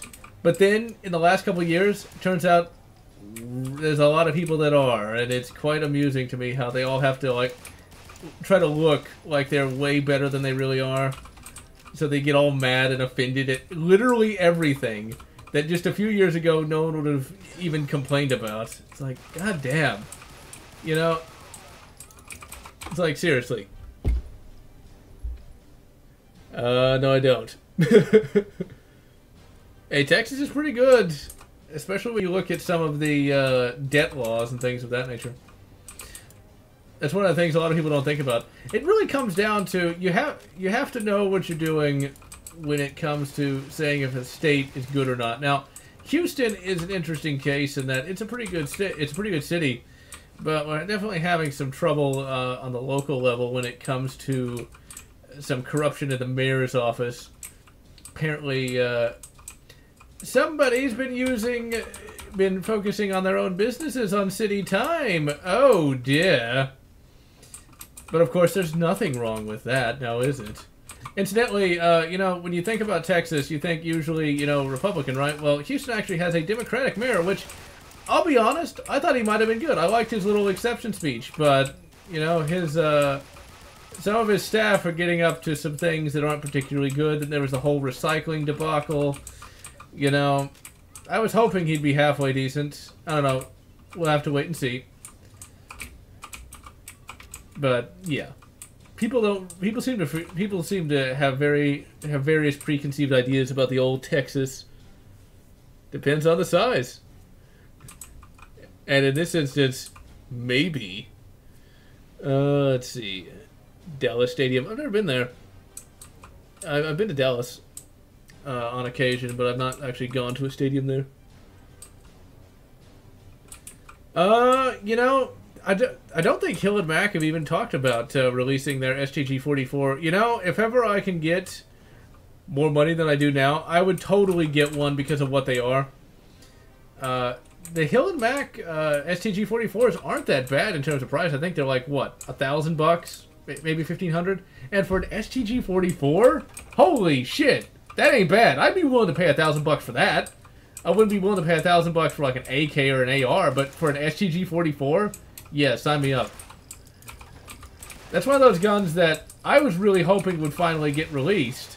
Because I remember InRange really talking up the Hudson 9, which, you know, I know they like some of those kind of guns, but like the Hudson 9 just looks like it's just a pistol.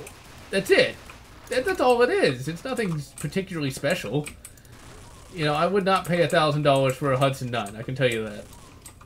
I would not. I would pay $1,000 for a modern-day STG-44. You know, I'd love to get one chambered in 8mm Kurtz, but I wouldn't do it. I'd just get it in 223 and be done with it. The Prince. Yeah, I read it back in college. Well, I'd take your $1,000. Oh, crap! I got distracted. You know, Houston is an interesting kind of liberal. It's not the California-style liberal where, you know, everyone is sitting around talking about how great they are. You know, you can have people who, you know, who will be liberal, but will be considered drooling at the mouth conservatives by anyone that considers themselves to be liberal, you know? That's the thing about Houston is that, you know, all viewpoints are welcome in many instances. Now, I'm sure there's, which I really like, so. Faithful Doom film is possible? Probably not. I would be very surprised if such a thing was ever made. I highly doubt that we will see a true, right and proper Doom film. And one of the reasons why the Doom film was so bad is apparently they're supposed to be like the first episode of a TV series. But, oh well. And I actually have a 44 Magnum, which I intend to do some shooting with before too long, because I want to try to do some long-range shooting with that thing. And the ammo has come down in price. Let's see. Yeah, Arnold would make a perfect Doom guy. And I fired 357 Magnums on a fairly regular basis. I don't like to because without like really good hearing protection, they give me a headache. I don't know what it is about them. 44 mags don't, but 357s do. And I don't like the recoil of the 357 Magnum that much either, especially when compared to the 44 mag, which is why I don't actually personally own a 357. Whereas I do personally own a 44 mag, which I've reviewed, actually. FN57, I never really cared too much about it, nor would I ever want a Desert Eagle either. And I don't think I'd want to be either. Actually, no, I can guarantee I would not want to be either one, because both are not really anything I could support politically. Both are all about subsuming oneself to the state, and I do not like the state. Like, at all. So, yeah, neither. Let's... Because 50 cal, you know, like a Barrett, not really. I'd never get a chance to shoot it. The ammo's too expensive.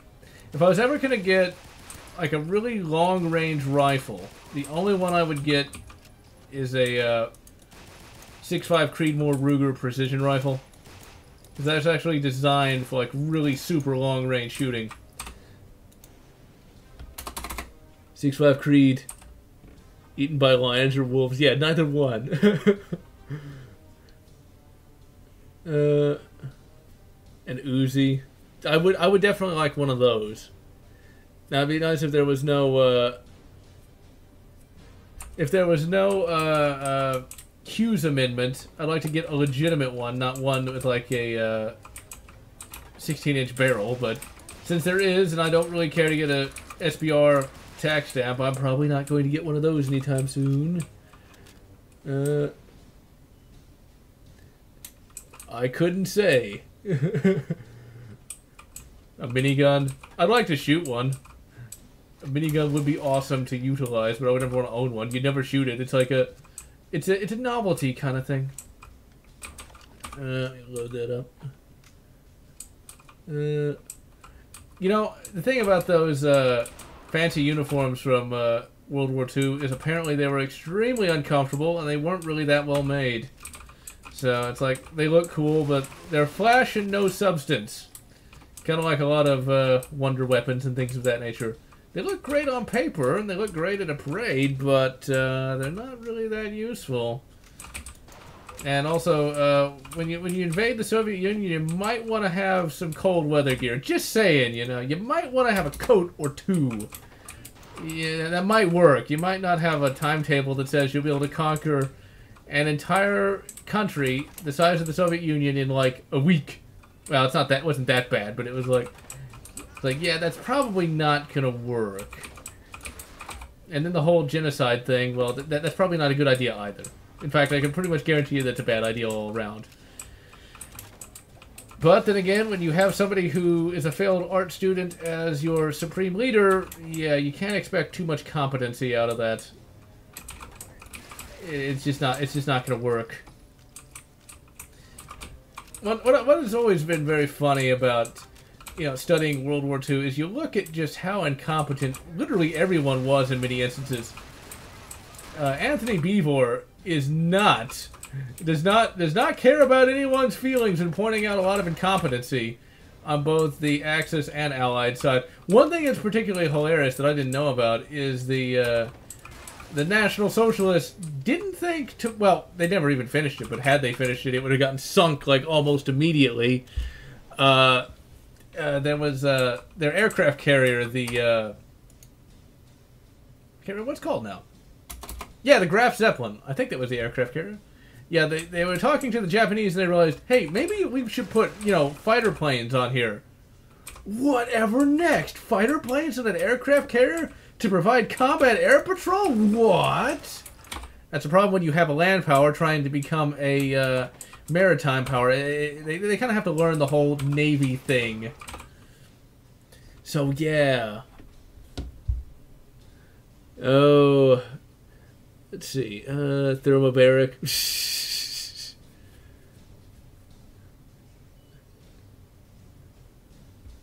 Yeah, you know, I have said that old Addy was more or less a classical SJW.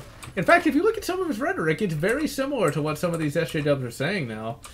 So, yeah, I wonder why. There's actually a particularly infamous YouTube video where somebody's actually reading out a Hitler speech to some of those people, those social justice people, and they're literally clapping. They're literally clapping. They're just seal clapping. They're like, yeah, I agree with that. Hitler said that. What? They wouldn't care. I guarantee you, even if you told them they wouldn't care, they either wouldn't believe you or they'd be like, maybe he was right. Because you know they would. And yes, I did. Bring Hitler. You know, that probably... You know what's interesting? That probably wouldn't work. And even if it did, it wouldn't matter. Because even if you get rid of Addy, there's still going to be somebody that will either replace him, that could be more competent. And even if somebody replaces him who isn't more competent, you still got Stalin. You still got him. And in many instances, Stalin was way worse than Hitler. In just numerical terms, Stalin was worse. You know, so even the thing is, the time period, even if you take out one person, the time period itself isn't going to change. So what you have to do is, I don't know, try to influence things on a social level.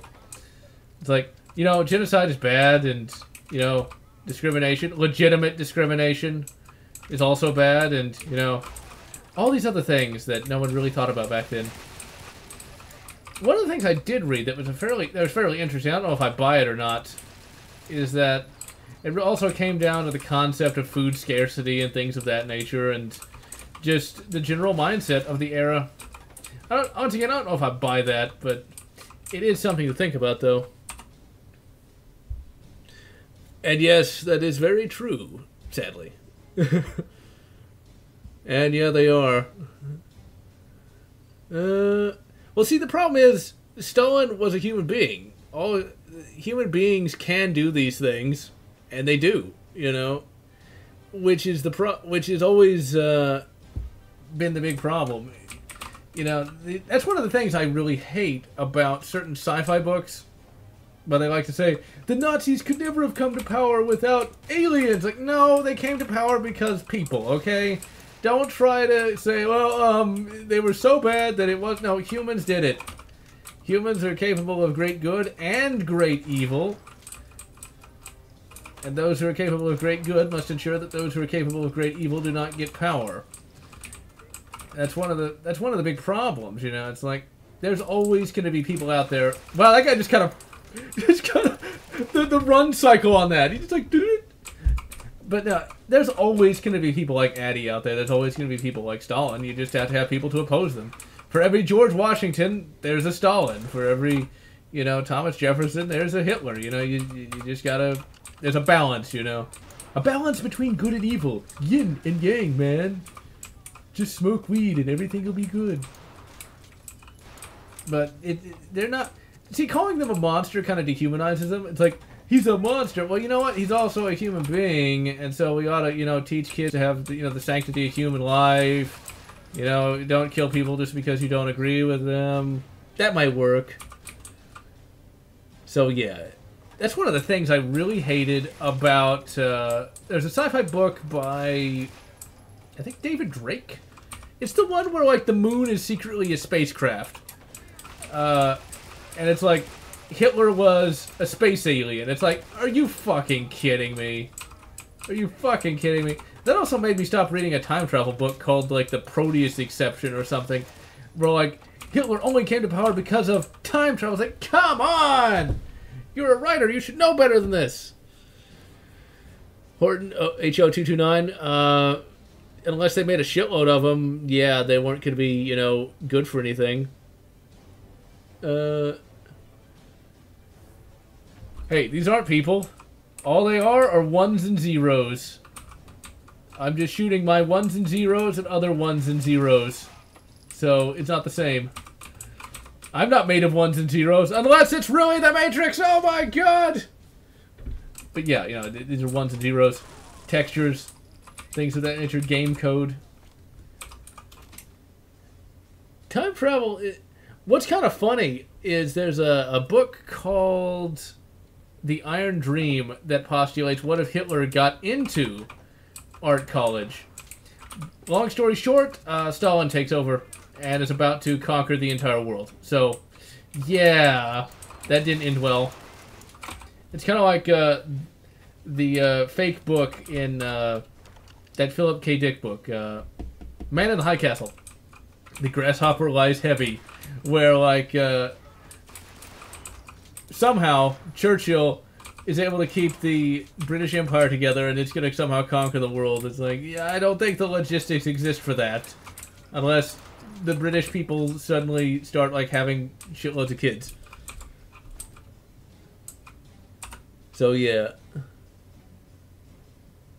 I've heard about that Skyrim Online mod for years now, and I don't know if it's ever going to come to anything. We'll just have to see. Yeah, fuck those ones and zeros. I want some ones and twos. Okay, I need to throw some grenades. So that's really the difference between video game violence and real violence. It's the same way, like, online interactions are different from real interactions. Unless you're, like, really, really nuts, very few people are really going to act in real life like they do online. Because, you know, saying, fuck you, asshole, in the chat is very different from talking to somebody, like, in person saying, fuck you, asshole, and screaming at them, you know, in real life. It's something that, there's a difference between the two. And also, Woodrow, it's kind of an asshole to him as well. Let's see. Forest Gulag. When I finally reach 10k subs, I don't know, maybe I'll do a mega review on something. I'm not sure what, though. You know, though, Hitler isn't that smart. you know? Gustav, you're just mad because you couldn't take over Europe. Or Russia. But, yeah, Hitler really wasn't a very intelligent guy. He was, well, a really, really excitable classic version of an SJW. He didn't know anything. He was very good at, like, manipulating people, but that only gets you so far, you know? Mega review on Doom. Hey, you know what I could do? I could be such an asshole and do a mega review on Doom 2, even though it's literally the same game as Doom 1. Oh, wait, no. You got, like, 3 new monsters and a double barrel. Oh, my God! It's, like, the most... It's a great... They innovated more in that game than in any other game, you know? But, yeah, I don't know what it's going to be. I've reviewed so many games, you know? I'm kind of scraping the bottom of the barrel. You know, eventually I'm going to give Elder Scrolls Online a try. I just am not a big MMO fan. But Finland's not a big country. It's not that big.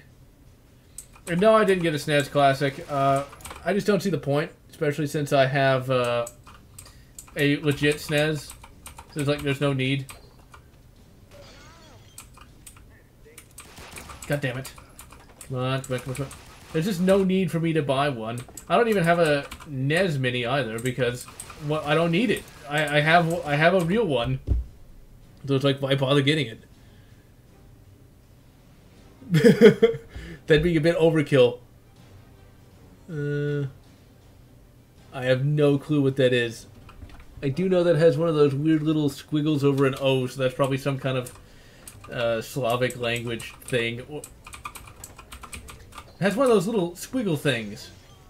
I think, like, BJ just ate that corpse. I think. BJ is now a cannibal.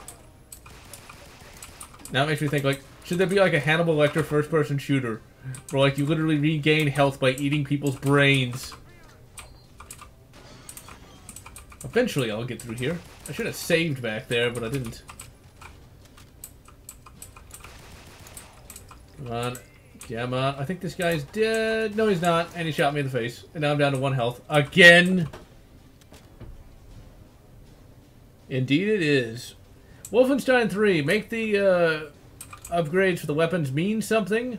Make them great again. Bring in a better leader character than Grace. Somebody that isn't so annoying. And please don't make it social justice-y.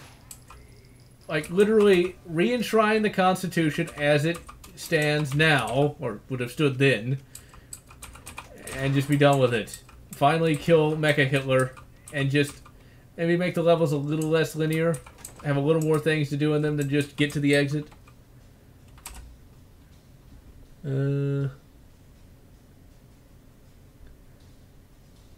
Old Simo. They need to do a movie on that guy. Although they probably end up fucking it up or something, as they always have, as they always do with a lot of these war movies. Although there's plenty of war movies out there that are pretty good. Space Empire. You know the problem is, with Wolfenstein 2, there's just way too many. This will sound hilarious, but it's true. There's way too many Germans. I'm sorry. Their population isn't that big. And it wouldn't be that big by, you know, the late 60s. They can't have massive armies in Europe, in America, and in space. There's not enough of them. You know, it doesn't make any sense. It does not make sense. It's like, and it's not... And it's not like they're using a bunch of conscripts from other countries. Like, they're all German, so it's like, are you joking? They don't have enough people for that. Unless, like, they're literally just fucking 24/7. And then how are they fighting? Oh, crap. Hey, don't jinx it. Jones, don't jinx it.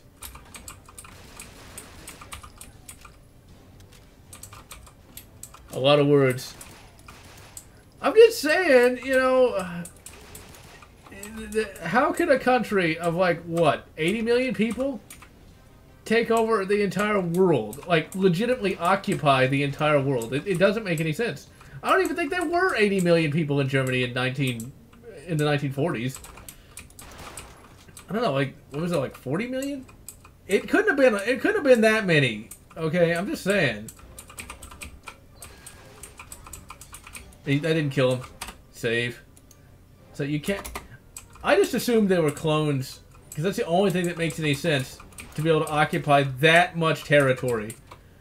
Now, there is a novel I read where they kind of made that make sense. It's where they just made all the various countries of the world puppets. They didn't directly occupy anything.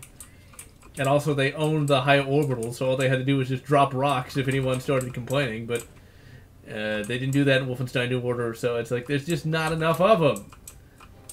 It's like, you have to have the people, you know... And they weren't all robots, because they did introduce the Terminator robots, but still... Oh crap, I'm gonna die from the... Those dogs do a lot of damage. So, yeah. And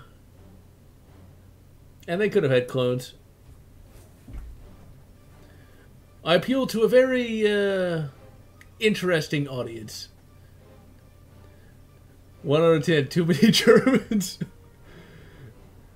Well, the thing is, though, in Wolfenstein New Order, it's not implied. It's outright stated that Germany controls literally everything. Yes, it's good morning.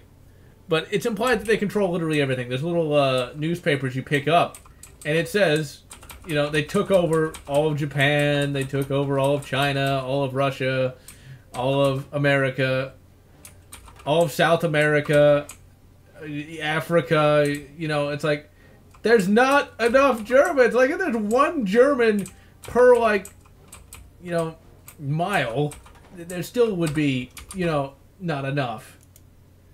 It's just not enough people. But, you know, I mean, it's supposed to be fun. That's the idea. It could be, you know. It's interesting that you mentioned that. It could always be. It could be like the old 40K method of anything that doesn't make sense, it's all imperial propaganda. But it's just like, they can't control that much territory and expect to hold it down. Because, like, I know the U.S. has a number of military bases throughout the world, but it's not in that many countries, and the U.S. has a population, or had a population back then of 100 million people, now it's like 300 million, so that makes sense to a degree. But even then, the military bases aren't even there as, like, occupying forces. It's actually just a substitute military force. So, people want them there, regardless of what the media would lead you to believe. Because it's a lot cheaper for a variety of countries just to have the U.S. be their military, versus actually try to fund weapons development, procurement, vehicle manufacture, you know, and all the rest. Because militaries ain't cheap. I can tell you that. Just try playing a RTS. Yeah, in real life the Nazis hated the KKK, because they were a bunch of backwoods rednecks.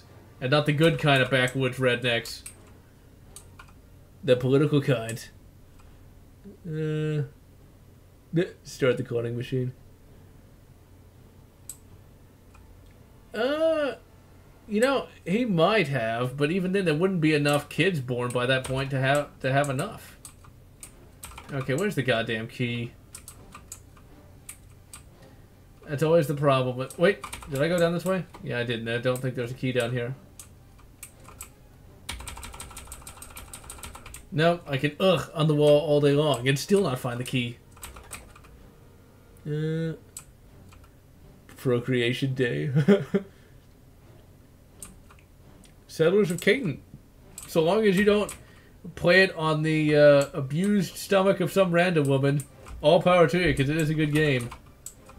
I actually got a comment on that just the other day saying that I should do more of those. I don't know if I will or not. There's just not that many good stories for me to choose from, at least that I can find. Bulletstorm. Yes, I have played it. It's good, but forgettable. And I have not played the Duke Nukem version because I'm not going to spend 40 bucks on a game that's ultimately forgettable. And just playing as Duke...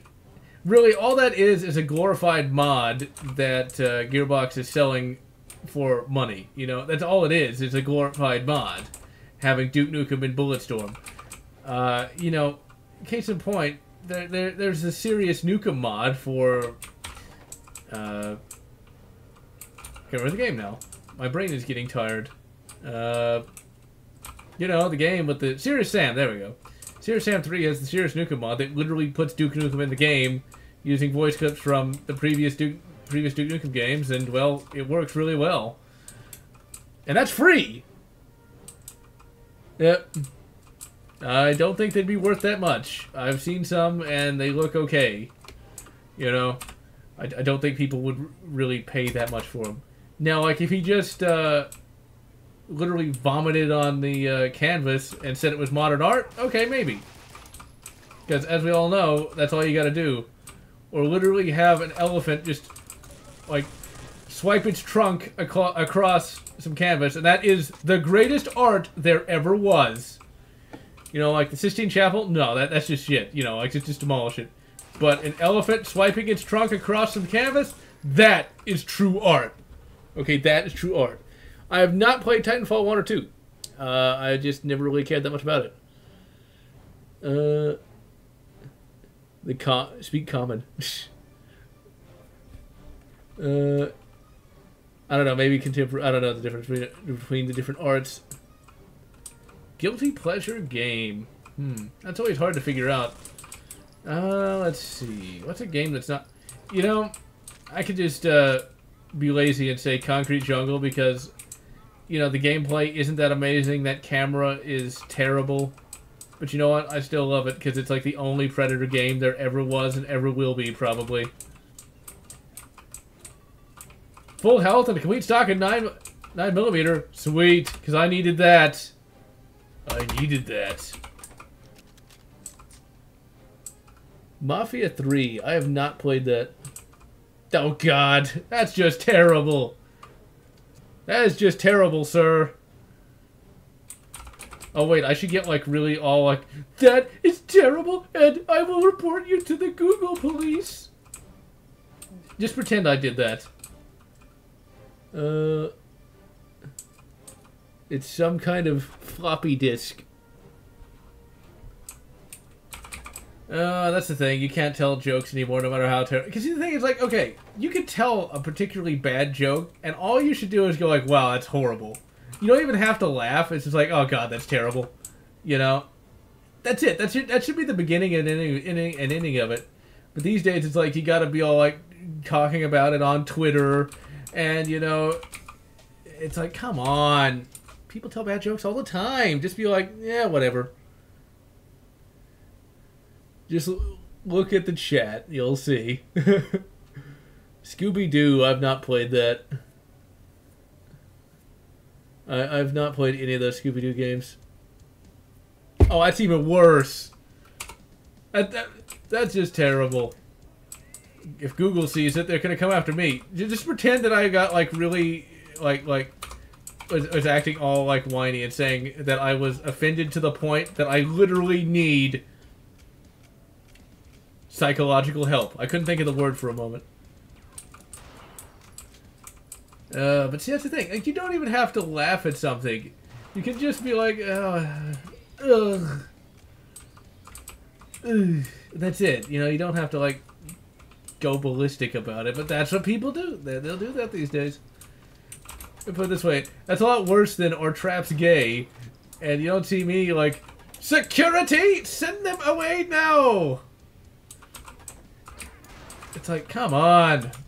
Although one of the funniest things is like, they're apparently, well, they weren't apparently, they were interviewing Anita Sarkeesian, and somebody asked her like, do you believe the things that you say? The only response to that is yes. That's it. That's the only response you can have. It's yes. So what did she say? It's like, security, send them away. She didn't say exactly that dramatic, but you get the idea. She's like, calling security on him. Like, so you don't believe the things that you say so strongly that when anyone questions your views, you call security on them. I mean, come on. It requires one answer. Yes. If you don't believe the things that you say, also say yes so that you can keep fooling people into giving you lots of money. It's like, come on. Don't you people know how to be skeevy bastards? Some kind of story time? Stories of things you've seen or done? Like the fanfic? I could. I just don't know if anybody'd watch it. It's just hard to say, you know. The problem is, the reason I don't do too many things like that is just nobody watches it, so... Why do people always say that?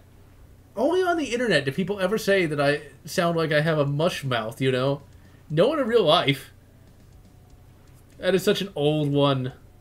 And it's 3, not 2. I know the name Markiplier, but I've never actually watched anything he does. I don't really watch the super popular YouTube people just because they all strike me as very generic. That's nothing against their quality, it's just they have that look about them, that generic look. You know, they got the problematic glasses, and they all have you know screenshots where they all look like this. Like, they mug for the camera for the screenshots. It's like, when I see that, it's like, no, I'm done, thank you. I know, it's like, I can't stand those. It's like, just have a screenshot that looks normal, not like this. Can't stand that shit. That reminds me, you know, that reminds me of, apparently some idiot filmed somebody having committed suicide, right? Now, that's terrible enough. But the guy sounded...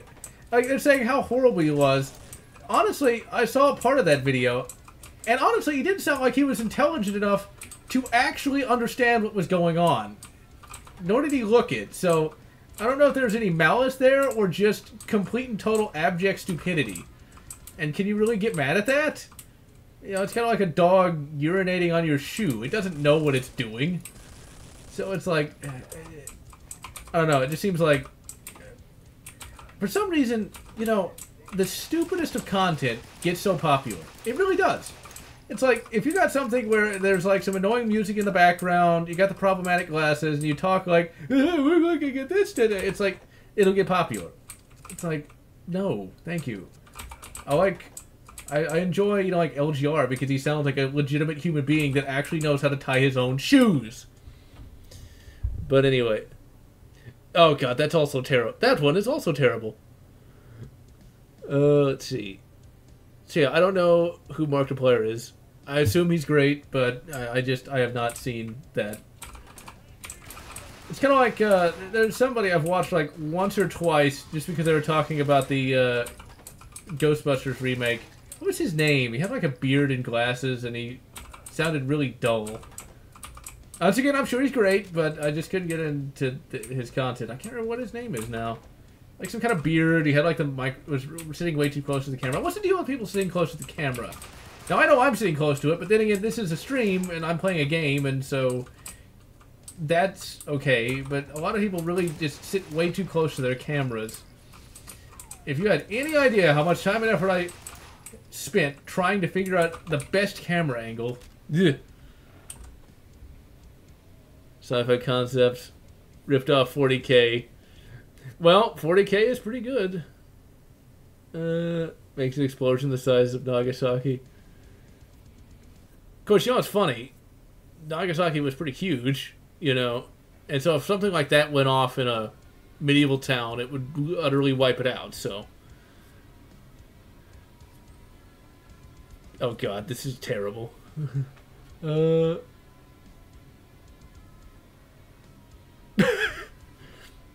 I mean, that is terrible. I feel very you know, sad for the world now. I'm gonna call Googlog and have them purge the internet. But anyway, Doom, games, and guns. Now, if only there was babes to go with that, but that's harder to come by these days. That is for sure. Babes, bullets, bombs. Damn, I love this job. I highly recommend looking on YouTube, Johnny Bravo meets Duke Nukem. It is hilarious, and it works perfectly. Because even as a kid, I thought Johnny Bravo was basically Duke Nukem, but with less shooting. Okay, I need to not stick my head out there and get shot. I'm already down to 22 health, by the way. 3D platformers, yes. I played Super Mario 64 back when it came out. I've played several others whose name I can't remember at the moment. I've not played Uncharted or anything like that. I've only played one or two of the Lara Croft games.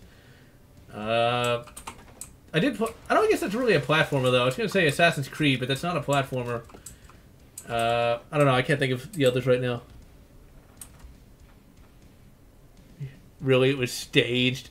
You know what's funny? Back when I was in high school, I did a whole presentation on the atomic bombings and saying why they were necessary. You know, a lot of people even back then, back when I was that age, were saying, oh, it was racist and all the rest. I was basically debunking the entire thing. Don't ask me to repeat that whole report now, because I can't even remember it. Yes, they can break the laws of quantum physics. But, you know, that's one of the things. I also ended up doing a report on 9/11, but I don't remember what I said about it. It was like right after it happened, too. I can't remember at all what it was. Oh, crap. They're like all coming out of the goddamn woodwork. Literally. Because it's wood paneled.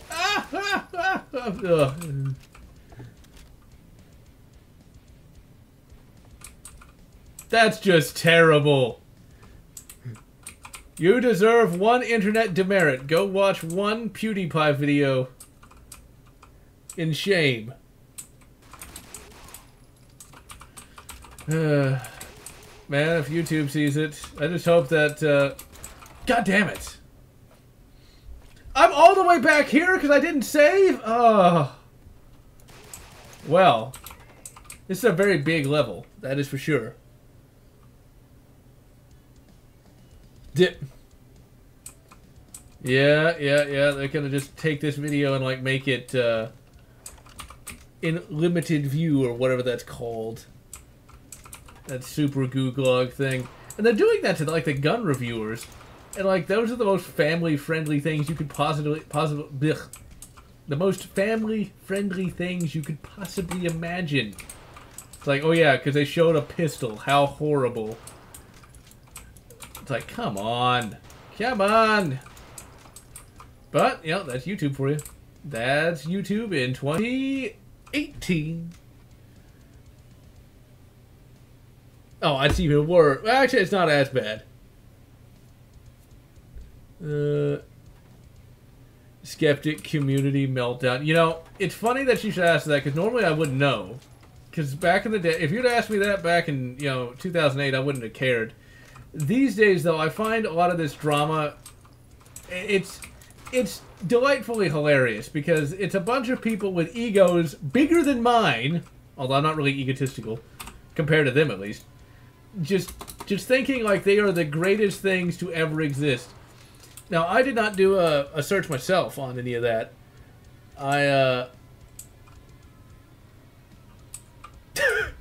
That's even worse. That's legitimately funny. I did not laugh at that. I felt sad and had to go cut my wrist. I mean, take Prozac. There we go. But no, the skeptic community. I watched a video from Mr. Medicure, I believe his name is, about that. It was just too hilarious. Just the sheer... It felt... It's like these people never left high school. And they're not high school aged either. They're like either my age or older, but they act like they're in high school, you know?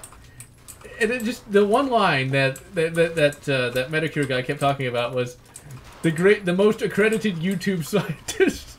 It's like, wow, YouTube and scientist just doesn't really go together. But like, and then people talking about their IQ. My IQ is like really high. If your IQ is really high, you don't have to talk about it. It's kind of like if you're really good at shooting, you don't talk about how good you can shoot. You show it, you know. You don't be like, I shoot really good, so therefore I know more than like Ian and Carl ever could. You know, it's like, come on. No one's actually said that, but still. It's like, it just, the whole thing was hilarious. It's like, it's not even a train wreck. It's just, I don't even know what you call it. It's, oh crap, who's gonna reload faster?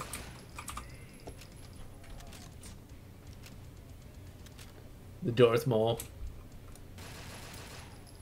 One-shotting Alduin, that's not easy. My IQ is over 1 million. It's the same as Frieza's.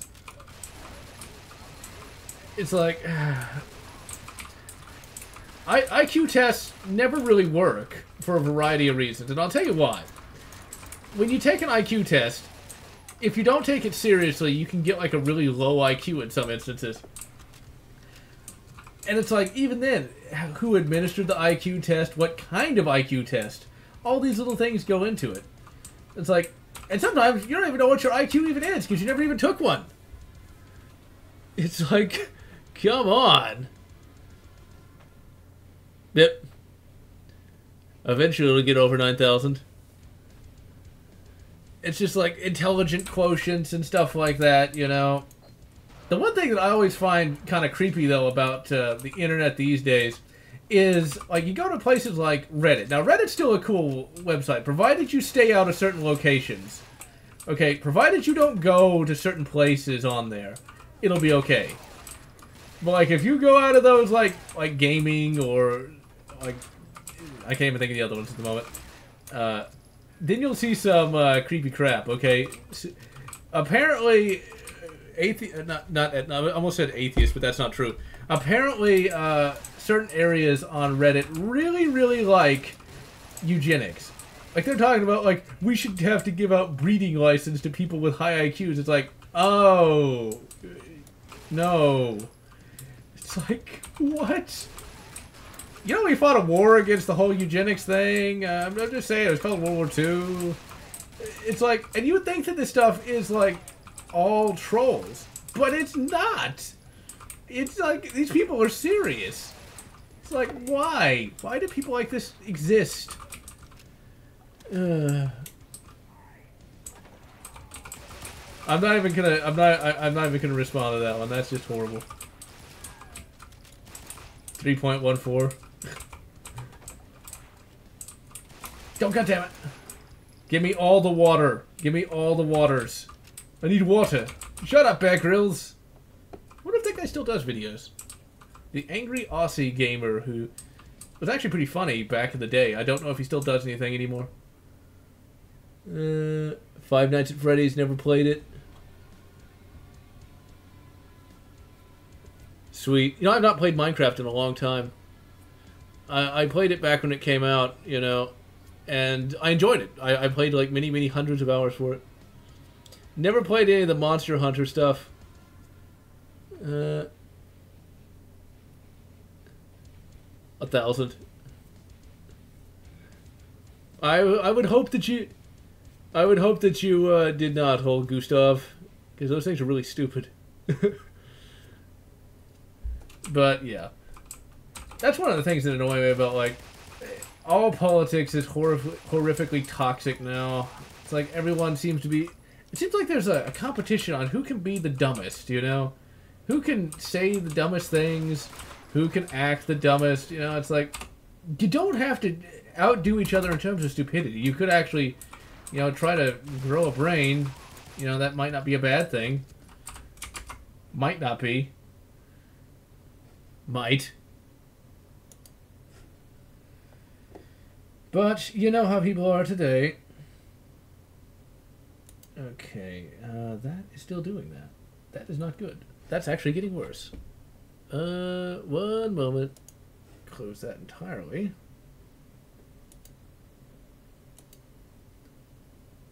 Okay, and that's not stopping. Yeah, there it goes. Boom.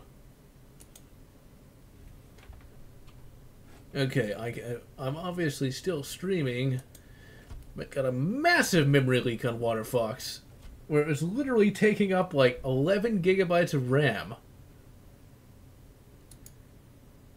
It is a very good thing that I have as much RAM as I do. It's like, holy crap.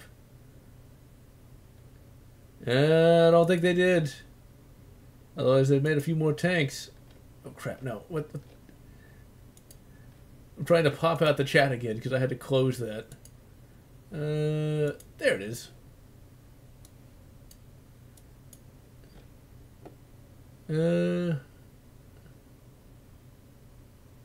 Ancient aliens.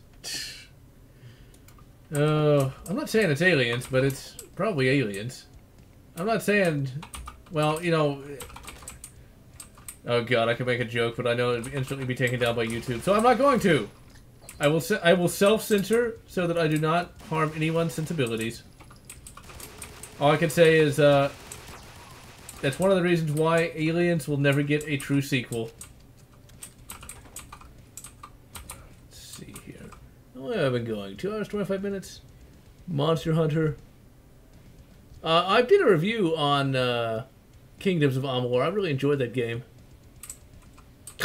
Stop stalling. I've not watched Bleach. I know it is. I know what it is. My brain is not working as good as it should. I think I'll finish this level and call it a stream, because my brain is not working and I'm not able to form coherent sentences. Which is always a problem. But Ancient Aliens, though, it's like, that's when you knew the History Channel was dead. You know, a lot of people complain. So, people complained when all they did was show World War II documentaries all the time. You know, they called it the Hitler Channel. Well, now it's the Pawn Stars Channel. Now it's the Axemen Channel. Now it's the Pawn Stars. You know, I know people like Pawn Stars, but goddamn, it's all... At one time, the History Channel, it had history in it. Not people hawking their dead grandparents' crap for quick cash so they can go buy more cheeseburgers. You know, it's like... Ugh. It's like, give me a real historical program. Or even the real historical programs, they all have that music that... It's basically, you're too stupid to pay attention without this music. Pay attention. Yeah. The French were actually not that bad. Smoke with Reed every day. But, let's see, what was I saying? I do not know where the keys are. Let me check that again. That should still be fine. But I think it's probably going to start going... Yeah, it is. What is with that memory leak? That is just ridiculous. Hopefully an update will fix that. Oh, but... Pawn Stars, it's just... I know people like it, but it's just... That is our modern day mentality. It's something easy to watch, something light and airy in terms of entertainment. But ultimately, it's insulting its audience by saying that it's too stupid to appreciate proper historical programming. Compare a modern day history documentary to something like World at War from the 70s. You know, it's just no comparison. World War in the 70s did not pull any punches and actually assumed basic intelligence in its audience. And now, you know, and it didn't have that shitty-ass music that it's just like those repetitive beats. It just goes to show you, they've dumbed down society. They succeeded. They succeeded in it. But that's how it goes. Well, that's good. I'm glad to see he's getting a lot of work. But, yeah. It's just, you know, Pawn Stars can work on, like... Although what's funny is TLC used to stand for The Learning Channel, not the Fat Tiara Mom Channel. But, you know, it's like... I don't know, society has been dumbed down considerably. That's why people... Let me put it this way. We live in a society today, or at least if you're in the U.S., where when people have the ability to pump their own gas, they're literally afraid of setting themselves on fire.